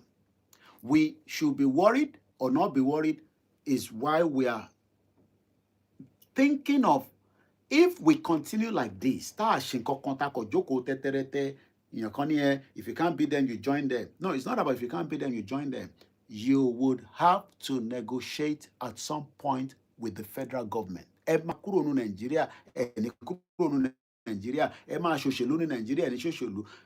Whether you get involved in it or not, the system as it is right now in Nigeria, it's not as a system to one in Europe. We are still far behind. Ademo gbogbo agenda yẹn, bí Western agenda ṣe wà, bẹ́ẹ̀ náà ni Fulani agenda wà.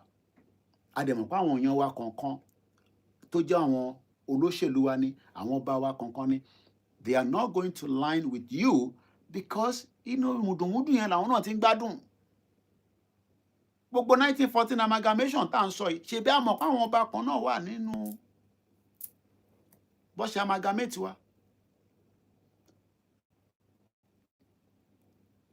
So, there is a lot of work still to be done by educating and telling the people. Because ẹ̀yin tá lè bá sọ̀rọ̀ náà ni. Ṣé Àpábíò fẹ́ gbọ́n tí mò ń sọ nísìnyí, mo rí Àpábíò mẹ́rin lánàá. Àpábíò gan lájẹ́ndà bó ṣe wà yẹn. But ṣá agenda tí wọ́n ṣó máa lè débẹ̀ subject to bí Nigeria ṣe wà structured. Ó máa lè díẹ̀. Lẹ́yìn Tinubu, mo doubt it tó bá jẹ́ kí Igbo gan tún débẹ̀. À ń bọ̀sibọ̀si.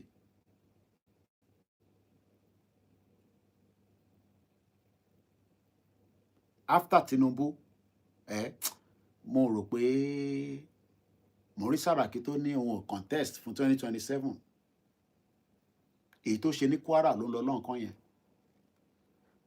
Kò ní láti contest tó bá yẹ pé nígbà tó ń ṣe governor of Kwara State tó fi di senator, senate president. Ṣó jẹ́ kí wọ́n máa attack Kwara tí Sàràkí ti wá. Mo dẹ̀ ti ṣe program rí fún ẹ̀yin èèyàn wa, ẹ lọ Google ẹ̀. Sàràkí tẹ̀ ń wò yẹn, bàbá ẹ̀ kò ń ṣọmọ Yorùbá. They are not Yorubas.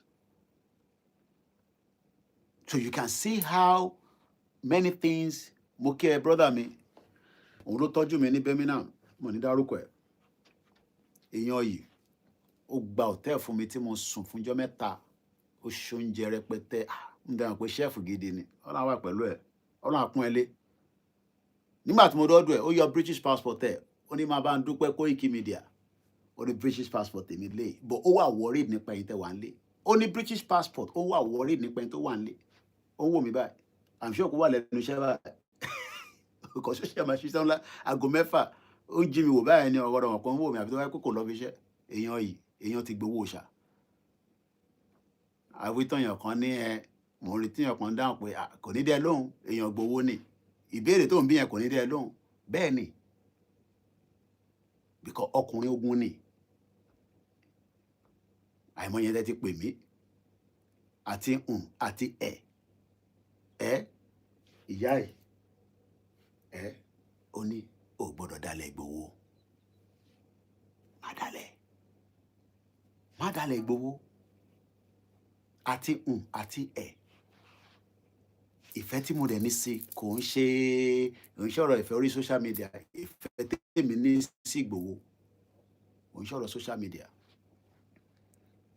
So gbogbo ohun tẹ́ fẹ́ gbọ́ látàná àti kọ press release ẹ lọ kà. In tó bá wọn anybody ní kó sọ, in tó bá wọn anybody ní kó kọ, in tó bá wọn ẹnìkan kọ lórí ọ̀rọ̀ Ìgbòho, èyí tèmi bá ti kọ yẹn làwa ti kọ.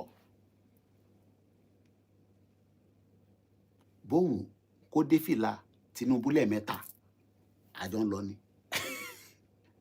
Bẹ́ẹ̀ ni ọlọ́gbọ́n ló máa yé, òmùgọ̀ ló máa béèrè pé tá à ń lọ kò jù gbogbo àdè máa délẹ̀ lérí lágbára Ọlọ́run. Ìgbà tá a máa débẹ̀ láàmọ̀ a kàn ń gbìyànjú ni. Kí ni mo sọ? A kàn ń gbìyànjú ni. Ìgbà tá a máa dé Yorùbá nation tá à ń fẹ́ yẹn a kàn ń gbìyànjú ni, kò sẹ́ni tó mọ̀. I wish I know tí mo lè sọ fún yín pé láàárọ̀ la Yorùbá nation ti dé, àwa prepare fún, a dẹ̀ ṣe ń campaign fún, but àwọn tó jẹ́ energy tó fẹ́ jẹ́ kí Yorùbá nation lọ wọ́pọ̀. Òun ni lára àwọn flag tá a ṣe ṣe, òun ni tó bá declare Yorùbá nation láàárọ̀ la nísìn àwa máa nà sí àsìta. Òun ni flag ni, òun ni, òun ni, òun ni, òun ni, òun ni, ó kún bẹ́ẹ̀ bẹ́ẹ̀. Kí ló fi ń ṣe? Àtàṣọ àti fìlà. But a gbọ́dọ̀ educate àwọn èèyàn wa. Mo kẹ́yìn ìyá mi tẹ́tí wọlé. Ẹ má bínú pé iyán tí mo jẹ yẹn ló gbé mi sùn. Ìgbà tí mo jí náà ni mo ní àbí ó yẹ ká ti ṣe program yìí. Kódà ẹni tó ra iyán yẹn fún mi, mo sọ fún pé aago 8 ó máa kọjá díẹ̀ la máa bẹ̀rẹ̀ program. But ẹ mọ̀ pé iyán dẹ̀ ògùn oorun ni. Mo sùn lọ ni. Ṣùgbọ́n tí mo jí ni mo rí pé àwọn tó bá rí wò live àdúpẹ́ fọ́lọ́run, ẹni tó bá dẹ̀ máa tún wò létà ẹ bá wa pín. Mo kí gbogbo èèyàn olólùfẹ́ wa. So ibi tí mò ń sọ̀rọ̀ lọ ni pé we would engage.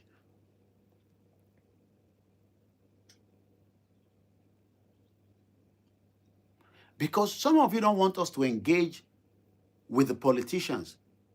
Ṣé mo party engage àwọn ọba nígbà kan à engage wọn. We were not engaging them. On pa fẹ́ lọ lórí Yorùbá nation, but we were able to engage them later on. Mo mọ àwọn tó yẹ pé committee kan tí bàbá Akíntóyè set up. You will not hear them online. Ní gbọ́ wọn rárá, but they are working back to back pẹ̀lú àwọn ọba wa. And we are not going to come and tell you ibi tó bá kan sọ lélẹ̀, ìtọ́ bá èmi gan tẹ́ ẹ̀ mọ́ ìtọ́ ń sọ, but mo mọ̀ pé committee kan wà tí bàbá Akíntóyè set up lórí Yorùbá nation and engaging the kings in Yoruba land. And they are, the feedbacks are good. But kò ń ṣe tó ń yá, because ṣé nísìn bàbá wa Olúgbọ́n ta lọ bá tó sọ fún wa pé Tinubu must come back again. Àwọn náà mọ tó rí, èmi ọmọ táwọn rí. Gbogbo aṣáára gbọ́ fídíò yẹn. Ẹ má dá àwọn ọmọ Ìgbò lóhùn táwọn bá ti wọlé, ara máa ń tà wọ́n gan pé Nnamdi Kanu wà lẹ́wọ̀n, àwa dẹ̀ kọ́ láti mẹ́wọ̀n. Àbọ̀rọ̀ mọ̀ yé nísìn. Ṣẹ́rí àwọn ọmọ Ìgbò, èyí tó ní làákàyè ló pọ̀ jù nínú wọn. They are the most bitter against Yoruba people. Tẹ́lẹ̀ mo ò mọ̀. But later on, mo wá realize pé ẹ̀yà tó fẹ́ràn Yorùbá tó pọ̀ ni wọ́n. Gbogbo rẹ̀ ju pé wọ́n ní bàbá Awólọ́wọ̀ ló ṣe kinní kan fáwọn oríṣiríṣi. So tẹ́ bá ti rí wọn tó bá ti wá sórí mo ń bọ̀ kìíní yẹn ti Twitter space yẹn ti cut ni mo fi start again. So tẹ́ bá ti rí àwọn ọmọ Igbo kódà wọ́n ready láti gba channel yìí mọ́ mi lọ́wọ́ tí bá fún wọn láyè. Ìyẹn ló ṣe máa lọ jókòó ti èyí tó wà ní Scotland olórí bọbọ. Tẹ́ bá ń gbọ́ ẹ̀yà tó hate Yorùbá jù láyé yìí àwọn ọmọ Igbo ni. But a máa bá wọn tí wọ́n ní làákàyè inú wọn ṣe, but a máa wà careful náà ni. Èèyàn míì pà ní bá wọn ṣe, but a máa wà careful. Wọ́n ní ẹ̀yin bàbá wa a lè pọ̀wé níwájú ẹ̀yin ìyá wa. Tí a bá ń pe bàbá gbọ́dọ̀ máa pe ìyá. Torí ara ìyá kan abiyamọ kan lélẹ̀, abiyamọ tó tọ́ tó dúró. Wọ́n ní ojú lalákàn fi ń ṣe kíni. Wọ́n dẹ̀ ní orúkọ tá a máa sán mọ́ wa, ibi kan ló wà. Wọ́n mọ̀ ká wà intelligent. Gbogbo ariwo tí àwọn pápápápápá wọ̀ ti gba ìlú wọn. Ìyẹn mi pé àwa máa wá against wọn fáwa tí a jọ believe in that. But àwọn kan wà nínú wọn tó yẹ pé engine tó wà nínú wọn yẹn, engine tó wà nínú wọn yẹn is a terrible engine. Kò ń ṣe terrible engine ni wọ́n ń ṣe fake product. Ló ń gbé wá sílẹ̀ Yorùbá. Ẹ̀yà wọn kan mo bá pàdé ní ó ti wà ní Nàìjíríà nísìn. A pàdé ní a week before. Èmi ò tẹ́ mọ̀ pé àwọn èèyàn máa ń ra mo mọ̀ máa ń rà, èmi náà máa ń rà. Kódà tí mo lọ lé mo ra alcohol. Torí mo gbọ́dọ̀ gbé kan fún babaláwo mi. Okay, èyí tí máa rà ní duty free yẹn. Organic original ni. So gin tó dá tó dúró dáadáa gbé fún babaláwo mi. Then mo dẹ̀ tún mo gbé méjì kan fáwọn kan again. No, mẹ́rin ni mo rà. Ṣé mẹ́rin lèmi náà rà? Mo ra Baileys kan, mo dẹ̀ ra gin mẹ́ta. Mo gbé kan fún baba Fadila, gbé fún babaláwo mi. Then mo ní kó tọ́jú méjì tí bá tó rẹ̀ tí mo fẹ́ fún pẹ̀lú Baileys yẹn. Máa yẹn ló wá jẹ́ kí n mọ̀ pé òun máa rà tó 10. Mo ní ọmọ ìlú wọn ni mò ń sọ yo, ẹ̀yà wọn ni mò ń sọ yo. Ó lọ Nàìjíríà. Òun kan ló tẹ̀ jẹ́ kí n mọ̀ pé ó ní I don't go through Lagos anymore. Only because those immigration everybody wants to take from you. I will travel through BA lọ sí Abuja, a wá gbàbẹ̀ lọ sí Owerri. But tó bá yẹ pé airpeace ló bá lọ, àwọn ló máa continue flight yẹn. But because BA ló bá lọ tó bá dé Abuja, ó ṣe máa lọ wọ flight yẹn. Only because you know, only in Abuja nobody knows who is who. But kí mo fẹ́ fà bẹ́ẹ̀ ni pé àwọn ẹ̀yà yẹn gan tó jẹ́ ìtọ́wà civilized bí irú bàbá yẹn nísìn, ó ní òun ò lè ra alcohol mu ní Nàìjíríà. This is how terrible they are. So tẹ́ bá rí wọn tó ń bú wa, tó ń sọ̀rọ̀ sí wa, wọ́n wà against wa látara àwọn nǹkan tó ti lọ lẹ́yìn táwọn bàbá ó lọ́wọ́ àti àwọn Zik gbogbo wọn tọ́jọ́ ayé táwọn jọ gbé nígbà yẹn. So they are still bitter. And it's understandable to some extent. But àwa kọ́ la gbé Nnamdi Kanu sẹ́wọ̀n. Ṣé Ìgbòho ló gbé Nnamdi Kanu sẹ́wọ̀n? Tinubu kọ́ ló gbé Nnamdi Kanu sẹ́wọ̀n? Because Malami tó lọ gbé Nnamdi Kanu wá, tó bá jẹ́ pé Malami léni nísìn tóun náà tó ń sunkún sábọ́. But I don't want to be too much, let's come back to the discussion. Because mo fẹ́ pẹ́, tó bá dago márùn-ún mo fẹ́ cut off. Òun ni ìbéèrè tí mò ń béèrè.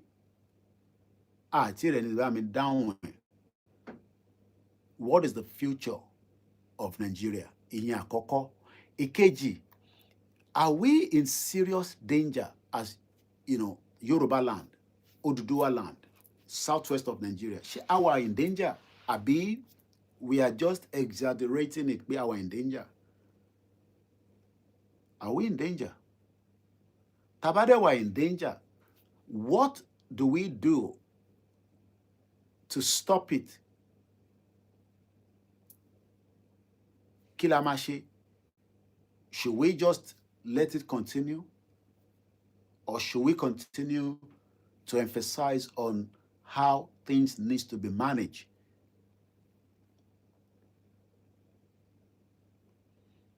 wọ́n mọ èbú láyé wọn, wọ́n mọ bó ṣe ń búyàn tọ́ba especially mo ti mọ̀ wọ́n bá wá sórí page wa wọ́n dá wọn lóhùn ni, and some of them are using Yoruba name, so we are to detect it already.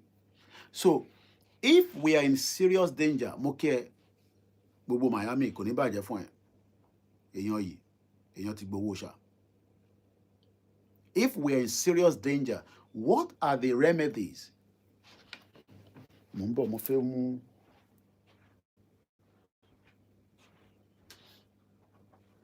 kọ́lọ̀ fún kẹ́ ìyá tó bí mi lọ́mọ lẹ́ẹ̀kan sí. Mo bá ìwé ìpàdé lọ́wọ́, kódà mo rò pé wọ́n ní enough time láti kà nígbà tó rà, nígbà tí mo lọ ń clear inú ilé wọn, mo wá rí tí mo ní ìyá ìtura Délé Fárótìmí, Nigeria and its criminal justice system. Ibi tó ti máa mọ̀ pé ìyá tó ní làákàyè ni ìyá tó bí Koikimedia. So Koiki náà gbọ́dọ̀ ní làákàyè. Ẹ ṣé gan ni ìyá wa Ológunjà, wọ́n ní Nigeria had no future. Yorubaland is in a very serious danger. Bí a máa open phone line tó bá di 15 minutes or 10 minutes from now. So yín tẹ́ wà lórí Instagram, tẹ́ bá fẹ́ continue, ẹ gbọ́dọ̀ wá lọ darapọ̀ mọ́ wa lórí YouTube, a wà lórí TikTok, a dẹ̀ wà lórí Twitter. So that ká lè kọ gba kọ́ọ̀bì méjì mẹ́ta. This is one of the books my mother bought. So ṣòro pé ìyá yẹn kò mọ tó ń ṣe tó fi ń support Yorùbá nation, tó fi ń sọ pé kí Nàìjíríà kò pín. So nítorí pé olóyè défìlà APC ṣe rò pé àní sọ pé kí Nàìjíríà má pín mọ́ ni. Ìyẹn ò ní kankan ṣe pẹ̀lú ẹ̀. Ìyẹn ò ní kankan ṣe pẹ̀lú ẹ̀. Kódà mo mọ̀ ìyá wa kan tó pè mí pé kí ló dé, ó dà pé orí program gan lọ́tẹ̀ ti pè, bí ọ̀dẹ̀ bá mi sọ̀rọ̀ lẹ́yìn ni pé ó yẹ ká protest gan nígbà tí Tinubu wà yìí. But èmi kọ́ ni ṣe rí mistake tọ́pọ̀lọpọ̀ tó understand. Ẹ̀yin tẹ́ wà lórí Instagram, ẹ jẹ́ mo fẹ́ record bíbá ẹ̀, mo dẹ̀ need phone yẹn, ẹ má bínú, ẹ ní láti darapọ̀ mọ́ wa, tẹ́ bá fẹ́ continue program yẹn, ṣé gan ni. Thank you so much for joining us. Mo kàn fẹ́ record this particular so that mo mọ̀ pé a record látẹ̀ nǹkan because mo ní another device. So ẹ jẹ́ n pa wifi kó máa fi gbàtà bá ń record ní call kan máa wọlé ló máa, mo fẹ́ record ọ̀rọ̀ tí mo fẹ́ sọ yìí because mo fẹ́ kó jáde síbi tí mo fẹ́ kó jáde sí. Èní ní 28th of March 2026 lórí ìkànnì Koikimedia náà la ṣe wà. Mo kí gbogbo èèyàn wa káàkiri gbogbo ibi tí ń gbọ́ wa. Ogun Iran àti America àti Israel ó pé oṣù kan lénìí gbáko tó dẹ̀ ti dá wàhálà lẹ̀ rẹpẹtẹ ní gbogbo àgbáyé. Ibẹ̀ kọ́ là ń lọ. Orí ìkànnì náà la ṣe wà lórí ètò. Mo ní ọ̀pọ̀lọpọ̀ àwọn èèyàn wa tí wọ́n máa ń béèrè tó dẹ̀ ṣe ń béèrè. Ṣé Olóyè Ìgbòho nìkan ni Yorùbá nation? The answer is yes, but the answer is also no. Olóyè Ìgbòho is one body out of many bodies tó wà ní structure Yorùbá nation tí bàbá wa Professor Adébánjí Akíntóyè jẹ́ leader. Now, tẹ́ bá wá ń béèrè ní gbogbo ìgbà, mo ti answer béèrè yìí lẹ́yìn ìgbà tí mo ti padà sórí ètò, but mo gbọ́dọ̀ máa dá yín lóhùn fáǹfààní àwọn tí wọ́n gbọ́ yẹn. Torí pé ẹlòmíì kò wo program yẹn tán délẹ̀, ẹlòmíì kò gbọ́ voice note yẹn tán délẹ̀. But ìbéèrè tẹ́ ń béèrè ni pé ṣé Yorùbá nation tí a gbé dání tá à ń campaign fún, ṣé ó ti pọ́n, ṣó ti kú àbí ṣé àṣemọ́ gẹ́gẹ́ bí ọ̀rọ̀ tẹ́ ń béèrè. Lákọ̀ọ́kọ́, kí ló fẹ́ pa Yorùbá nation? Kí ló fẹ́ pa movement tó ń pè ní self-determination? Kò sí nǹkankan tó lè pa. Koikimedia ò lè stop ẹ̀. Olóyè ọmọ Adéyẹmọ ò lè stop ẹ̀. Bàbá Akíntóyè ò lè stop ẹ̀. YSDM ò lè stop ẹ̀. Gbogbo ọmọ Yorùbá nation ò lè stop Yorùbá nation. torí pé Yorùbá nation tá à ń béèrè fún ẹ̀tọ́ wa ní, ẹ̀tọ́ wa ní tí a dẹ̀ gbọ́dọ̀ gbà. Àsìkò tá a máa gbà, ìgbà tó máa dé, ara campaign yẹn là ń ṣì ń bá lọ tí a ti ń bá bọ̀ láti bí ọdún 5. So ibi tí olóyè Ìgbòho tó yà sí nísìn látara insecurity tó fẹ́ béèrè tó fẹ́ gbà láti fi protect ilẹ̀ Yorùbá kò tí ì pa Yorùbá nation, torí olóyè Ìgbòho nìkan kọ́ ló gbé Yorùbá nation dání. I don't think a lot of people knows that. Olóyè Ìgbòho jẹ́ gbòógì tó back Yorùbá nation látara insecurity tó ń bẹ nílẹ̀ Yorùbá nígbà tí wọ́n lọ pa bàbá wa Aborode. Èmi bá wọn dé Ìgàngàn nígbà tó fún Sàlíù ní 7 days ní January 2021. Mo dé Nàìjíríà in time láti make sure pé olóyè nìkan kọ́ ló máa lọ sí Ìgàngàn. In tó bá fẹ́ ṣẹlẹ̀ tí Buhari bá fẹ́ ṣe fún gbogbo wa, èmi àti olóyè lájọ wà nínú mọ́tò níwájú. A máa lọ ni, a máa dé ni, a ní dé ni, kò sẹ́ni tó mọ̀. But ọba Elédùmarè tó nílẹ̀ Yorùbá ó mọ̀ pé ẹ máa lọ, ẹ dẹ̀ máa padà, a dẹ̀ lọ, a dẹ̀ padà. Sàlíù dúró dè wá, tó bá dúró dè wá ni àmọ́ tó máa ṣẹlẹ̀ sóhun, torí n tá à ń bá lọ níjọ́ náà lọ́hùn. Kábíyèsí Elédùmarè o, má fi tó kù sílẹ̀ sábẹ́ ẹkùn. So gbogbo ẹ̀yin tí ẹ wá ń béèrè ṣolóyè tí ṣó ti fi Yorùbá nation sílẹ̀ ni. Structure Yorùbá nation kò collapse, torí olóyè is not the YSDM. Olóyè is just one body tó dúró fún Yorùbá nation pé gbogbo bí tí bàbá Akíntóyè bá fẹ́ lọ òun máa tẹ̀lé wọn. Kò dẹ̀ tí jáde láti sọ fún yín pé òun ò ṣe Yorùbá nation mọ́. Kò tí sẹ́ni kankan tó lè fún mi ní fídíò ẹ̀ pé òun gbọ́ ní kọ̀rọ̀ ní àti àwọn tó ń rìkọ́ọ̀dì àtàwọn tó fẹ́ gba òun olóyè, torí gbogbo ẹ̀ la mọ̀. We know. Kò sẹ́ni kankan tó lè fún mi ní evidence pé olóyè òun gbọ́ tó sọ pé kò sí Yorùbá nation mọ́. Kódà tẹ bá lọ wo fídíò kan tó ṣe ní àwọn tó lọ ń kí ní àìpẹ́ yìí nígbà tó lọ kí bàbá wa, táwọn kan ní tó fẹ́ ka Yorùbá nation ní gbẹ̀mọ̀, àwọn kan ní ẹ má sọ bẹ́ẹ̀ lóyè ni ẹ má tún sọ bẹ́ẹ̀ mọ́. In tó fi mọ̀ wá nìyẹn. Kábíyèsí Elédùmarè, ọkùnrin 3.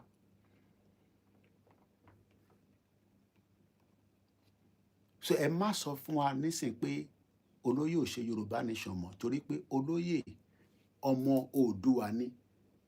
Kódà mo ṣì ń wò bóyá èmi náà máa lọ kọlà. Yes, èèyàn lè kọlà ní àgbàlagbà báyìí. Bí a máa lọ kọlà irú olóyè sódà ká kúkú jọ mọ̀ pájọ wà ní bí àwọn ọmọ Ìjẹ̀bú máa wá bínú sí mi pé irú la olókọ yìí. But ẹni tí mò ń fa sọ ni pé YSDM tó jẹ́ body fún Yorùbá nation tó ń pè ní Yorùbá self determination movement kò tí jáde fún wa pé òun ò ṣe Yorùbá nation mọ́. Àbí ẹ gbọ́ tí YSDM issue communique pé a ṣe Yorùbá nation mọ́, Yorùbá nation náà a ṣe mọ́. Ìjà gbọ́ bẹ́ẹ̀. Mo ń béèrè lọ́wọ́ ẹ̀yin tí ẹ̀ ń wá àṣírí, torí àṣírí lọmọ Yorùbá láìkì jù láyé. A láìkì àṣírí gan. Wọ́n fi àṣírí, wọ́n fi ràn wá lọ́rùn ká máa wá àṣírí ká dẹ̀ máa gossip.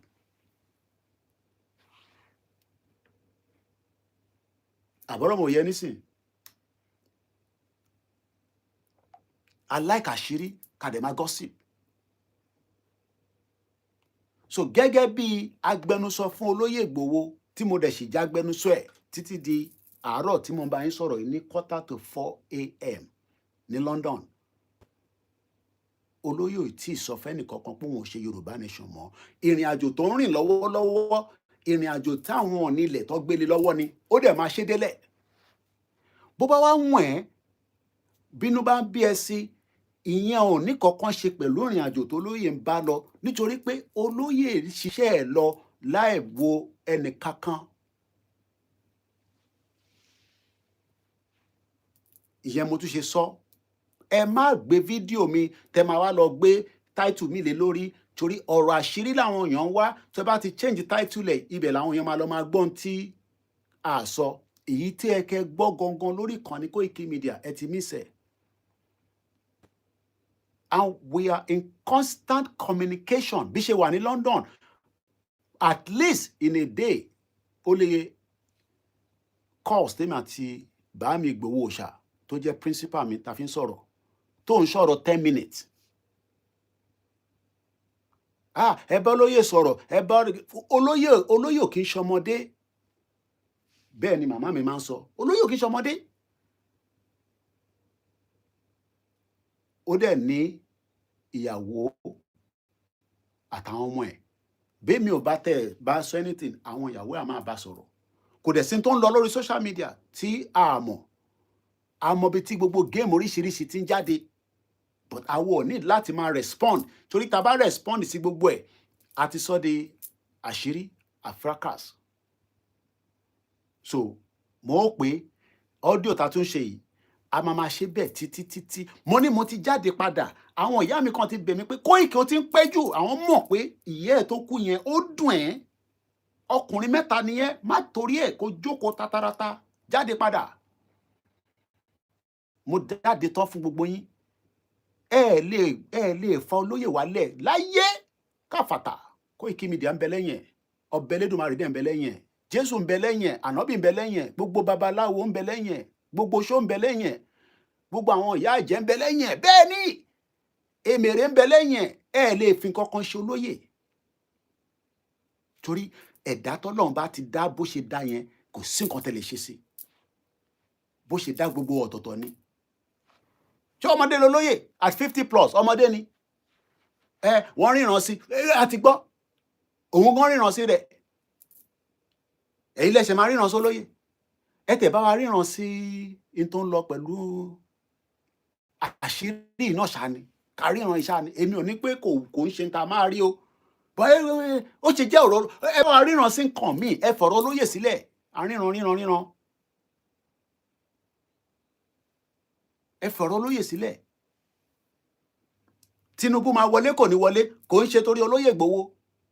Tinubu ti ní structure tó fẹ́ fi padà wọlé. Kò sí nǹkan tẹ́ lè ṣe sí yẹn. Kí ni mo fẹ́ ṣe sí? Kí ni Koikimedia máa ṣe sí yẹn? Tí ìyá mi fi kú, tó fi kú ó sọ fún mi. O gbọ́dọ̀ sọ̀rọ̀ sí Tinubu, o gbọ́dọ̀ bú. Bí wọ́n bá fi wá sọ̀rọ̀ sí, o ní right, problem tiẹ̀ nìyẹn. Wàá gbé fóònù tiẹ̀ náà, wàá jẹ́ ògò, wàá wá máa bú. Ìyá mi bẹ̀ mí títí pé mo gbọ́dọ̀ sọ̀rọ̀ sí ọba ìlú yìí, mo gbọ́dọ̀ sọ̀rọ̀ sí royal family, kí n fún wọn sílẹ̀. Àwọn mọ̀ bí nǹkan ṣe bó ṣe rí. Ṣé ìwọ ló ṣe máa sọ fún mi nísìn? Ibi tèmi ń gbé lélẹ̀, God bless King Charles. Ó tẹ̀ bá wa invite Tinubu wá yẹn. Yes!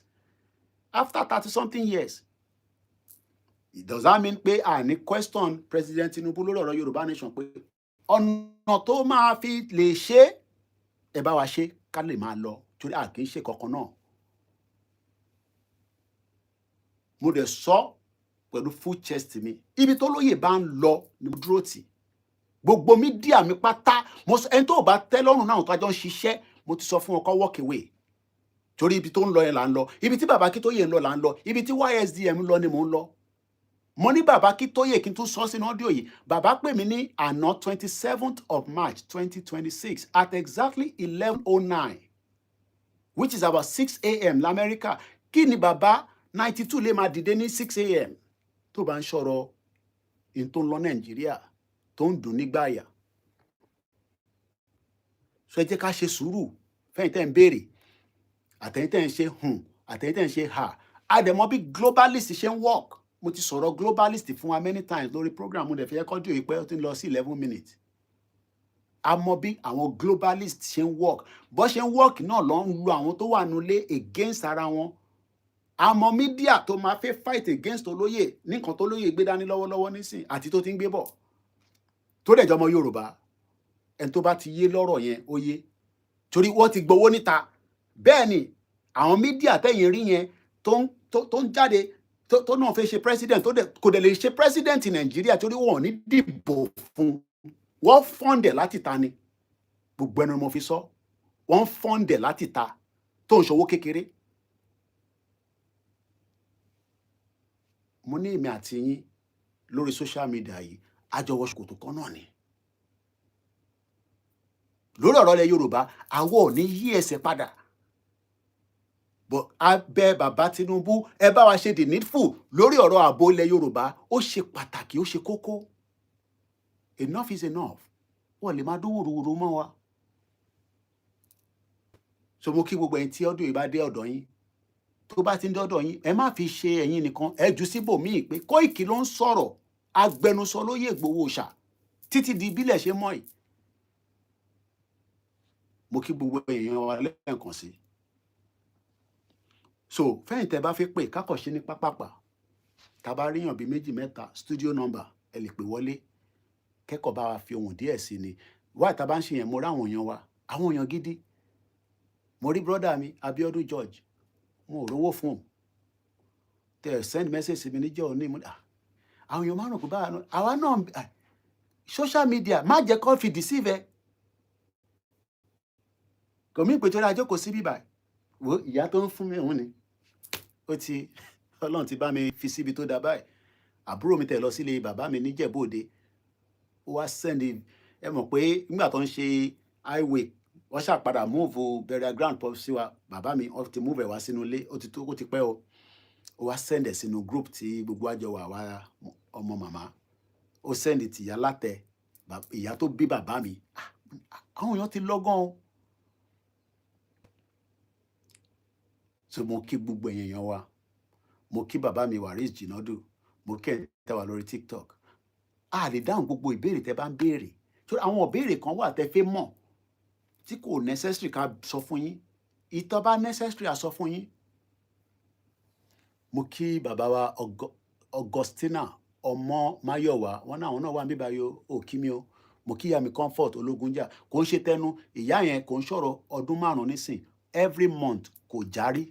Mo ní láti ṣe máa rán wọn létí. Àwọn ọmọ ẹ̀tọ́ torí media nídòwó wo Al Jazeera tẹ̀ wó yẹn is partly funded. Bí táwa náà bá délẹ̀ lérí bí a government ilẹ̀ Yorùbá lè rò pé Koiki ó yá ká subsidize ìwọ náà bóde yẹ ká máa wá private sector náà ni àwọn owó yìí náà ni. Mo kí bàbá mi Julius wọn náà kí mi bíbá Koiki Alájà Àyìnkẹ́ ìyá dáadáa àwọn ìyá lálùbáríkà ìkàndélẹ̀ nǹkan ó ní don't be bigot mo ti gbá wèrè dànù. Àwọn ọ̀fẹ́ bí wọ́n kàn pí àmì pẹ̀lú Máyégún iṣẹ́ tó ń ṣe iṣẹ́ tiẹ̀ nìyẹn. Mo ṣiṣẹ́ ọmọ Yíbò ní bíbá iṣẹ́ ọmọ Yorùbá ni mo ń ṣe. Ọmọ Yorùbá to the core dẹ̀ ni mo dẹ̀ ní allow kí Yíbò kó disrespect Yorùbá torí pé wọ́n máa san £10 fún mi. Mo kí ọkọ ya jàre mo rí ẹ ń bẹ̀. Wọ́n ní Yorùbá ni mí wọ́n ní má gbàgbé ẹ darapọ̀ mọ́ ẹgbẹ́ tó sì ń ṣe Yorùbá nation kò sí nǹkan kan tó stop Yorùbá nation. Bólóyè bá ní kẹ́ vote tẹ́ bá dẹ̀ náà vote fún Tinubu tí ẹ ní kí Tinubu máa wọlé ni Jagaban the strategies ṣe rò pé olóyè ló máa san tí Tinubu máa ṣe ni no. So ẹ má mix it together. Mo kí ẹ triple DRS ẹ̀gbọ́n mi tó jẹ́ mẹ́ta. Mo kí gbogbo ẹ̀yin tí ẹ ti darapọ̀ mọ́ wa lọ́tùn lósì. Mo kí ní Kwara State ẹ kú rọ́jú kò easy. Kí ni mo sọ? Mo ní kò easy in tó ń ṣẹlẹ̀ ní axis yẹn. Mo kí ẹ̀yin tí ẹ wà lórí ètò bàbá mi Adéyẹmí mo rí yín bẹ̀ látàárọ̀ ẹ̀yin nìkan tẹ̀lé ń comment. Mo kí ìyá wa Mosúnmọ́lá ẹ jẹ́ kí àwọn èèyàn dáadáa bí àtẹ̀rẹ́ ni fún wa ní oṣù ikú ti parí báyìí. Ọ̀la nísìn ó yẹ kí n ti bẹ̀rẹ̀ sí send owó staff mi kí n ti máa san salary fún wọn. Ìyá iná dẹ̀ ni wọ́n wá sunkún bá wá ti dọ́dọ̀ ẹ̀ báyìí bá ti lọ sílé ẹ̀. Alájà kí ló ń ṣẹlẹ̀? A ní ẹbí èlò ló fẹ́. Ẹ yá mi ní o ẹ máa yá mi ní o máa dá padà ọ̀dà bí èlò ẹ fún mi 500 lọ́wọ́ yín bẹ́ẹ̀ náà. Adúpẹ́ fọlọ́run kọ́lọ́ba fọ̀run kẹ́. Bàbá mi Awótọ́nà bàbá mi Kẹ́hìndé Adúmá tí mo rí ní Germany ṣe jẹ́ nǹkan kí gbogbo ẹ̀yin èèyàn wa dáadáa ẹ̀yin tí mo rí comment ní o. So mo kí bàbá wa Alámọ̀délé ẹ̀yin tẹ́lẹ̀ wà lábẹ́ ètò tẹ́ pé ẹ̀ ń fi jẹ́ kí a mọ̀ pé wà lábẹ́ ètò akínyìn. Mo kí Ọlákúnlé Sunday 3007 good morning. Mo kí àwa Elizabeth Alabi mo kí yín. The crude oil is now mo wo Brent kíní lẹ́yìn àná ó ti wà ní $110. Time tó yẹ kí Nàìjíríà máa rí owó lélẹ̀ bọ́tọ́ bá rí nígbà Gulf War ṣé mọ̀ pé ara tó dájà lẹ̀ láàrin MKO Abiola àti Babangida nìyẹn Gulf War ta ló rántí Gulf War àbí mo get it right ṣèbí gbà yẹn lọ ní wọn epo tí Babangida tà síta owó yẹn wọ́n ṣe bá I don't know wọ́n ní gbé fún Abiola gbé fún Simbi ó wá dé ó yá dáwó padà owó Samado dẹni we don't know what happened but Fulani agenda is real so mo kí Ìdáyà Ọláìwọlá mo fi tọ̀ọ̀tọ̀ dárúkọ yín lẹ́ẹ̀kan sí mo kí bàbá mi Adéyẹmí kò ní bàjẹ́ fún yín mo kí ọ̀pọ̀lọpọ̀ comment lẹ́kọ̀ọ́ àlè máa ka gbogbo ẹ̀ Wàlíù Ọládàpọ̀ mo kí yín ta ló tún wà ń bẹ́ẹ̀ quite a lot of you Sulaiman Moshood mo kí gbogbo ẹgbẹ́ pátápátá láti Ìgbòho-dé kọ́lọ̀ fọ́nrún kẹ́yàwó Janet Fashakin àṣebí àyẹn náà ṣe ń lọ àṣàlàjà náà máa lọ kọ́lọ̀ fọ́nrún kẹ́ Princess kọ́lọ̀ fọ́nrún kẹ́ Saheed Ọmọbọ̀tá kọ́lọ̀ fọ́nrún kẹ́ gbogbo àwọn tó ti lọ àwọn èèyàn náà ti lọ but àwọn Yorùbá wa ń sọ ní àwọn tó ti kú pọ̀ nínú Yorùbá nation ẹ fẹ́ fi compare tó ti kú Nàìjíríà tí Nàìjíríà ti pàdánù Nàìjíríà ẹnì kan ló mọ̀ so mo kí gbogbo èèyàn wa lọ́tún lọ́sì bàbá mi Benjamin Adúmàtì mo rí yín bẹ́ẹ̀ mo kí gbogbo èèyàn wa lẹ́ẹ̀kan sí Adémúyìwá wọn ní good morning ẹ̀ ti fẹ́ máa kí àṣùbà ilẹ̀ ti mọ́ lọ́hùn ta ló tún wà ń bẹ̀ torí èmi náà fi máa tẹ̀síwájú bẹ́ẹ̀ ni Yorùbá nation today all the way ní no retreat no surrender Yomi I'm happy to have you back bẹ́ẹ̀ ni n tó ṣẹlẹ̀ náà ló ní ká wá mọ̀ ọ́n please sir send me the audio mo ti send ẹ̀ sínú Koikimedia lọ pick ẹ̀ láti bẹ̀ so a máa bẹ̀rẹ̀ sí ń jù síta ó ti wà lórí Koikimedia bó wà lórí Koikimedia platform so lọ mú láti bẹ̀ kó jù síta mo ti release ẹ̀ síta so mo kí bàbá mi Ganiu Ọdẹ bí a tó bá tún di bí a Sunday àárín ọ̀sẹ̀ mo ti tight díẹ̀ little bit but àwọn fídíò kéékèèké tá a kàn ń ṣe ẹ darapọ̀ mọ́ lórí TikTok cause nígbà míì ibẹ̀ láti máa jáde ẹ kó ojúmọ́ àròjinlẹ̀ Yorùbá nation will be accomplished ṣùgbọ́n ọgbọ́n ni inú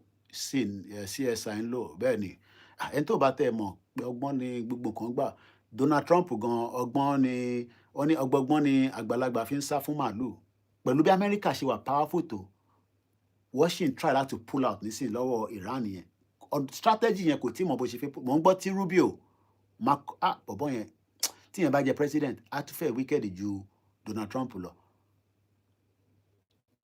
wọ́n bí ní journalist kan bí pé kíní kan ẹ mọ̀ pé Cuba is going through a lot now Cuba is going through a lot àwọn bí ní ìbéèrè kan nípa Cuba ó ní bó lọ́ ti gbọ́ yẹn where do you hear that from ó ní ntẹ́ ẹ̀ bá ti gbọ́ lẹ́nu èmi lórí Ọlọ́lóyè ẹ̀ bá gbọ́ lọ́tọ̀ anybody ntẹ́mi bá ti jáde sọ èmi nìkan lágbẹ́nu sọ ẹ̀ bàbá Olóyè ní ká lọ sọ̀rọ̀ síta tẹ́ ẹ̀ bá ti rí Koikimedia kó release a statement I don't know anything about it Allah mi máa ń dùn so mo kí gbogbo èèyàn wa ẹni tó bá wá fẹ́ support wa there are many ways you can support ẹ lè fàdúrà máa ràn mí lọ́wọ́ pé ìyá ẹ̀ tó lọ yìí àwọn ìyá abiyamọ ń bẹ lẹ́yìn ẹ̀ ìyá kan wà lamẹ́ríkà wọn àwọn olówó táwọn máa fún ẹ but lójoojúmọ́ àwọn máa fàdúrà ràn ẹ́ lọ́wọ́ ìyẹn náà tẹ́ mi lọ́rùn mo kí GR1 ẹ lè máa fàdúrà ràn mí lọ́wọ́ torí níta sì gbé dání àwọn tí wọ́n fẹ́ jẹ́ ká délẹ̀ lérí tó fẹ́ ká ṣubú wọ́pọ̀ ṣe ẹ wá máa bá mi bẹ̀ lọ́hùn pé gbogbo tó ń wà lẹ́mìí tèmi náà fẹ́ because èmi náà ní kankan tí mò ń fẹ́ tí kò ṣe sọ síta kọ́lọ́n ṣe fún mi tó bá ṣe fún mi inú mi náà dùn wọ́n dẹ̀ ní inú dúndùn ló ń ṣe kí ni ló mórí yá yàtọ̀ sí pé grief ìyá mi kò ń ṣejọ́ kan lè máa fi grief ẹ̀ kò ń ṣejọ́ méjì kò ń ṣọdún kan but èmi náà láwọn kankan tó wà lẹ́mìí mi pé Ọlọ́run ṣe fún mi mò ń bẹ̀ ni mo lè má lè sọ sórí social media bẹ́ẹ̀ sọ fún Ọlọ́run pé tí Koiki ń fẹ́ lásìkò yìí kọ́lọ́n bá wa ṣe fún ẹ̀yin tẹ́ bá jẹ́ àfà ẹ jókòó kẹ́ bá ń bẹ Ọlọ́run ẹ̀yin tẹ́ bá jẹ́ Kristẹni ẹ ṣàdúrà kẹ́ bẹ Ọlọ́run ẹ̀yin tẹ́ bá jẹ́ babaláwo ẹ rúbọ ṣẹ́rí tí mi bá wá ń dùn yẹn àjọ máa gbádùn ara wa because àwọn experience mi ní UK mo ṣe máa ṣàlàyé fún yín ẹ máa gbádùn ẹ̀ so lẹ́ẹ̀kan sí ìwé tí ìyá yìí tí mo rí lára ẹrù ìyá mi nìyẹn Délé Fárótìmí Nigeria and its criminal justice system. A máa review ẹ̀, you know, mo ní láti rà á mọ́, èmi náà ti jogún ẹ̀ nìyẹn. Èèyàn máa ń jogún ìyá èèyàn náà ni. Gbogbo ẹ̀yin tí ẹ sì ní ìyá, ẹ tọ́jú ìyá yín o. Tó bá sọ fún mi pé ìyá mi máa kú ní last year, bóyá màá ṣe some things tí ẹ kí n tún ṣe. Àwọn ìbéèrè kan wà tí mo fẹ́ béèrè gan. Ẹ ṣé gan ni ìyá wa Esther Faletile, wọ́n ní may God grant you according to your request. Because ẹ mọ̀ àmọ́ tí ó ń gbọ́yàn tí Ọlọ́run bá sọ̀rọ̀. Bẹ́ẹ̀ ni èmi ò ná lọ. Ṣé rí prophecy mo sọ pé mo condemn ẹ o, but ó sì jẹ́ lórí Ìgbòho yìí nìkan ṣáàlà ń rí prophecy, tá a rí prophecy lórí àwọn ẹlòmíì, ìyẹn ni mo kàn ń sọ ni. So, you know, I believe in Christianity, I believe in Islam, and I believe in ìṣẹ̀ṣe. Mẹ́tẹ̀ẹ̀ta lè mí ṣe 3 in 1 ni. Ìyá mi ò dẹ̀ condemn ẹ, ìyàwó mi ò condemn ẹ, má jàjẹ̀ ẹ̀sìn. Ẹni tó ń ṣe Christian fi sílẹ̀. Nínú ilé yìí, Christian, mo ní Bible bẹ́ẹ̀ yẹn, mo ní Quran, mo dẹ̀ ní ìṣẹ̀ṣe. Yẹn ṣe máa sọ lórí social media ni.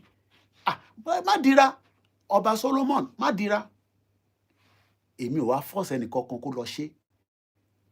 Tó bá wù wọ́n kó ṣe. Ìyàn kan ní age mi, ìyàn kan lè sọ fún mi pé má ṣe ṣẹ̀ṣe. No. Inter kan sọ ni pé let's do everything. Má fi ṣe jàǹbá fẹ́nì kankan. Mo bọ̀gún fórí mi ni, mo borí mi fórí mi ni. Ibi gbogbo náà lẹ ń jẹja, ẹ máa fi ń borí. So mo dúpẹ́ lọ́wọ́ gbogbo èèyàn wa. So ká má fàágùn ju bó ṣe yẹ lọ torí èmi náà kí n kàn lie down.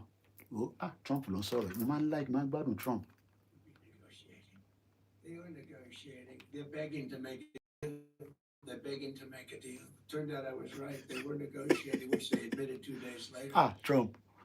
And in order to make up for their misstatement, they said, we're going to send you 8 ships of oil.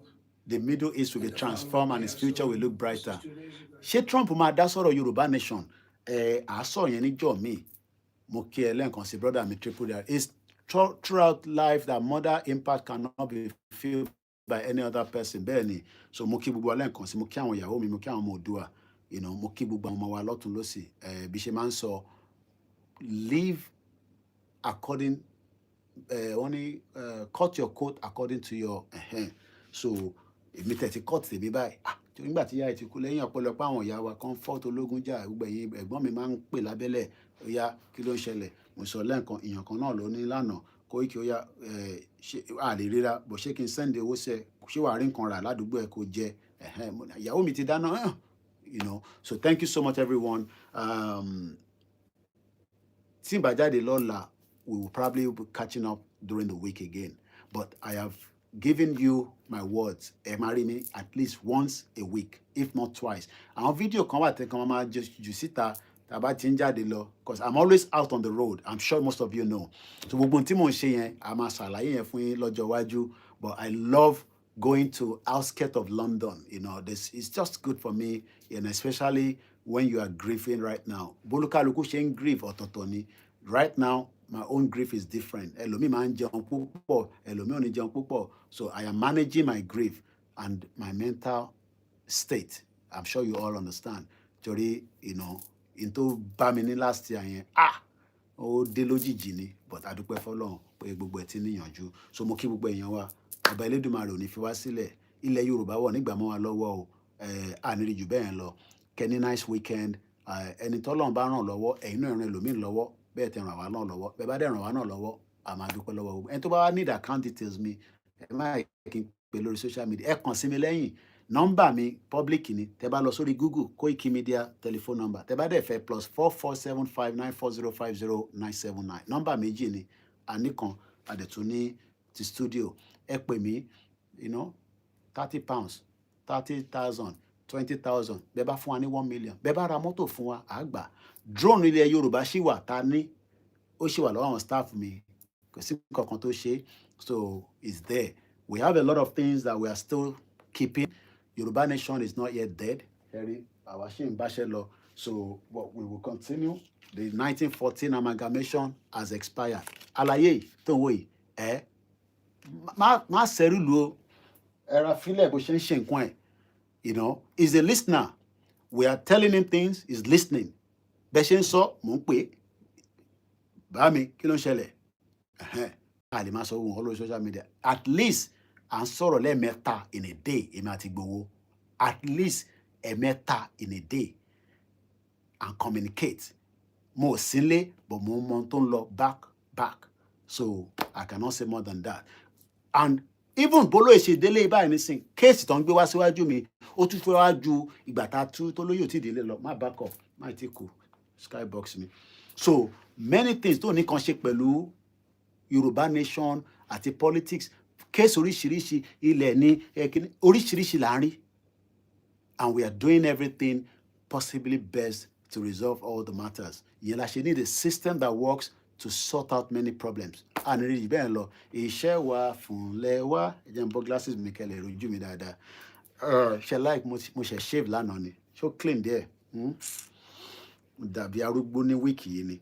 Èmi gan wá wo kámẹ́rà báyìí, ó lè ṣe wá dàbí arúgbó báyìí. So mo sáré kí n lè look fresh. Èèyàn kan ní London boy. Adúpẹ́ fọ́lọ́run. Thank you so much everyone. Kí n lọ mu cup of tea. Ìta àmú nìyẹn nílùú òyìnbó. Àmú coffee, àmú cup of tea. Èyí tẹ́ ń lọ bí iṣẹ́ láàárọ̀ yìí, èyí tẹ́ ti ń ṣiṣẹ́ bọ̀, tẹ́ ti ṣe night, kò ní sú wa, kò ní rẹ̀ wá. Thank you so much. Iṣẹ́ wa fúnlẹ̀ wa, forílẹ̀ ibi wa, kágbéga, kágbéga, kágbéga falérí. Ìgbàgbọ́ wa ni pé bá ti bẹ̀rù làbọ̀ mọ́, ká ṣiṣẹ́, ká ṣiṣẹ́, ká ṣiṣẹ́, ká jọlá. Ìṣọ̀kan àtòmìnira ní kẹ́jẹ́ ká máa lépa tẹ̀síwájú, tẹ̀síwájú fọ́pọ̀ ire. I'll repeat it again. Iṣẹ́ wa fúnlẹ̀ wa, forílẹ̀ ibi wa, kágbéga, kágbéga, kágbéga falérí. Ìgbàgbọ́ wa ni pé bá ti bẹ̀rù làbọ̀ mọ́, ká ṣiṣẹ́, ká ṣiṣẹ́, ká ṣiṣẹ́, ká jọlá. Ìṣọ̀kan àtòmìnira ní kẹ́jẹ́ ká máa lépa tẹ̀síwájú fọ́pọ̀ ire àtòhun tó dára. Ọmọ Oòduà dìde, bọ́ sípò ẹ̀tọ́ rẹ. Ìwọ ni ìmọ́lẹ̀ ògo adúláwọ̀. Yoruba nation, no retreat, no surrender. Princess Ayami Adebimpe, mo rí yín bẹ́ẹ̀ ṣe gan-an, ẹ kú àdúró tì. Thank you so much everyone. Have a beautiful weekend. God bless you. Àmọ́ wá ti wà lọ́lídé nísìn. It's another busy 2 weeks. Happy Easter in advance. Abawalaye o. One love, one love, one love. Bye for now. Koikimedia bringing the world closer to your doorstep. Ẹ darapọ̀ mọ́ WhatsApp group wa. Ẹ bèrè fún link. Kẹ́ lè máa mọ tó ń lọ. Oríṣiríṣi ló ń lọ lórí social media. Tẹ́ bá fẹ́ gbọ́rọ̀ nípa Olóyè Ìgbòho, èmi nìkan ni mo ní organic, authentic láti sọ fún yín tó bá ṣe rán mi sí yín. Maybe at some point, bóyá we will say, àlejò wá sórí show. Kókò wá ṣẹ́ lò sí yín ni. I don't know, but it's very busy right now. Thank you so much. Àlàáfíà ni Baba Akintoye náà wà. Baba Akintoye will release a statement. More expect ní weekend yìí tó bá ti dọ́wọ́ gbogbo media, àbẹ̀rẹ̀ sí ṣiṣẹ́ lé lórí. Kí ló kọ sínú ẹ̀? I don't know. But I'm expecting Baba Akintoye, according to him yesterday, wọ́n ti fẹ́ parí draft yẹn tó bá ti dọ́wọ́ mi, I release ẹ̀ sí gbogbo public as well. God bless you all. Bye for now.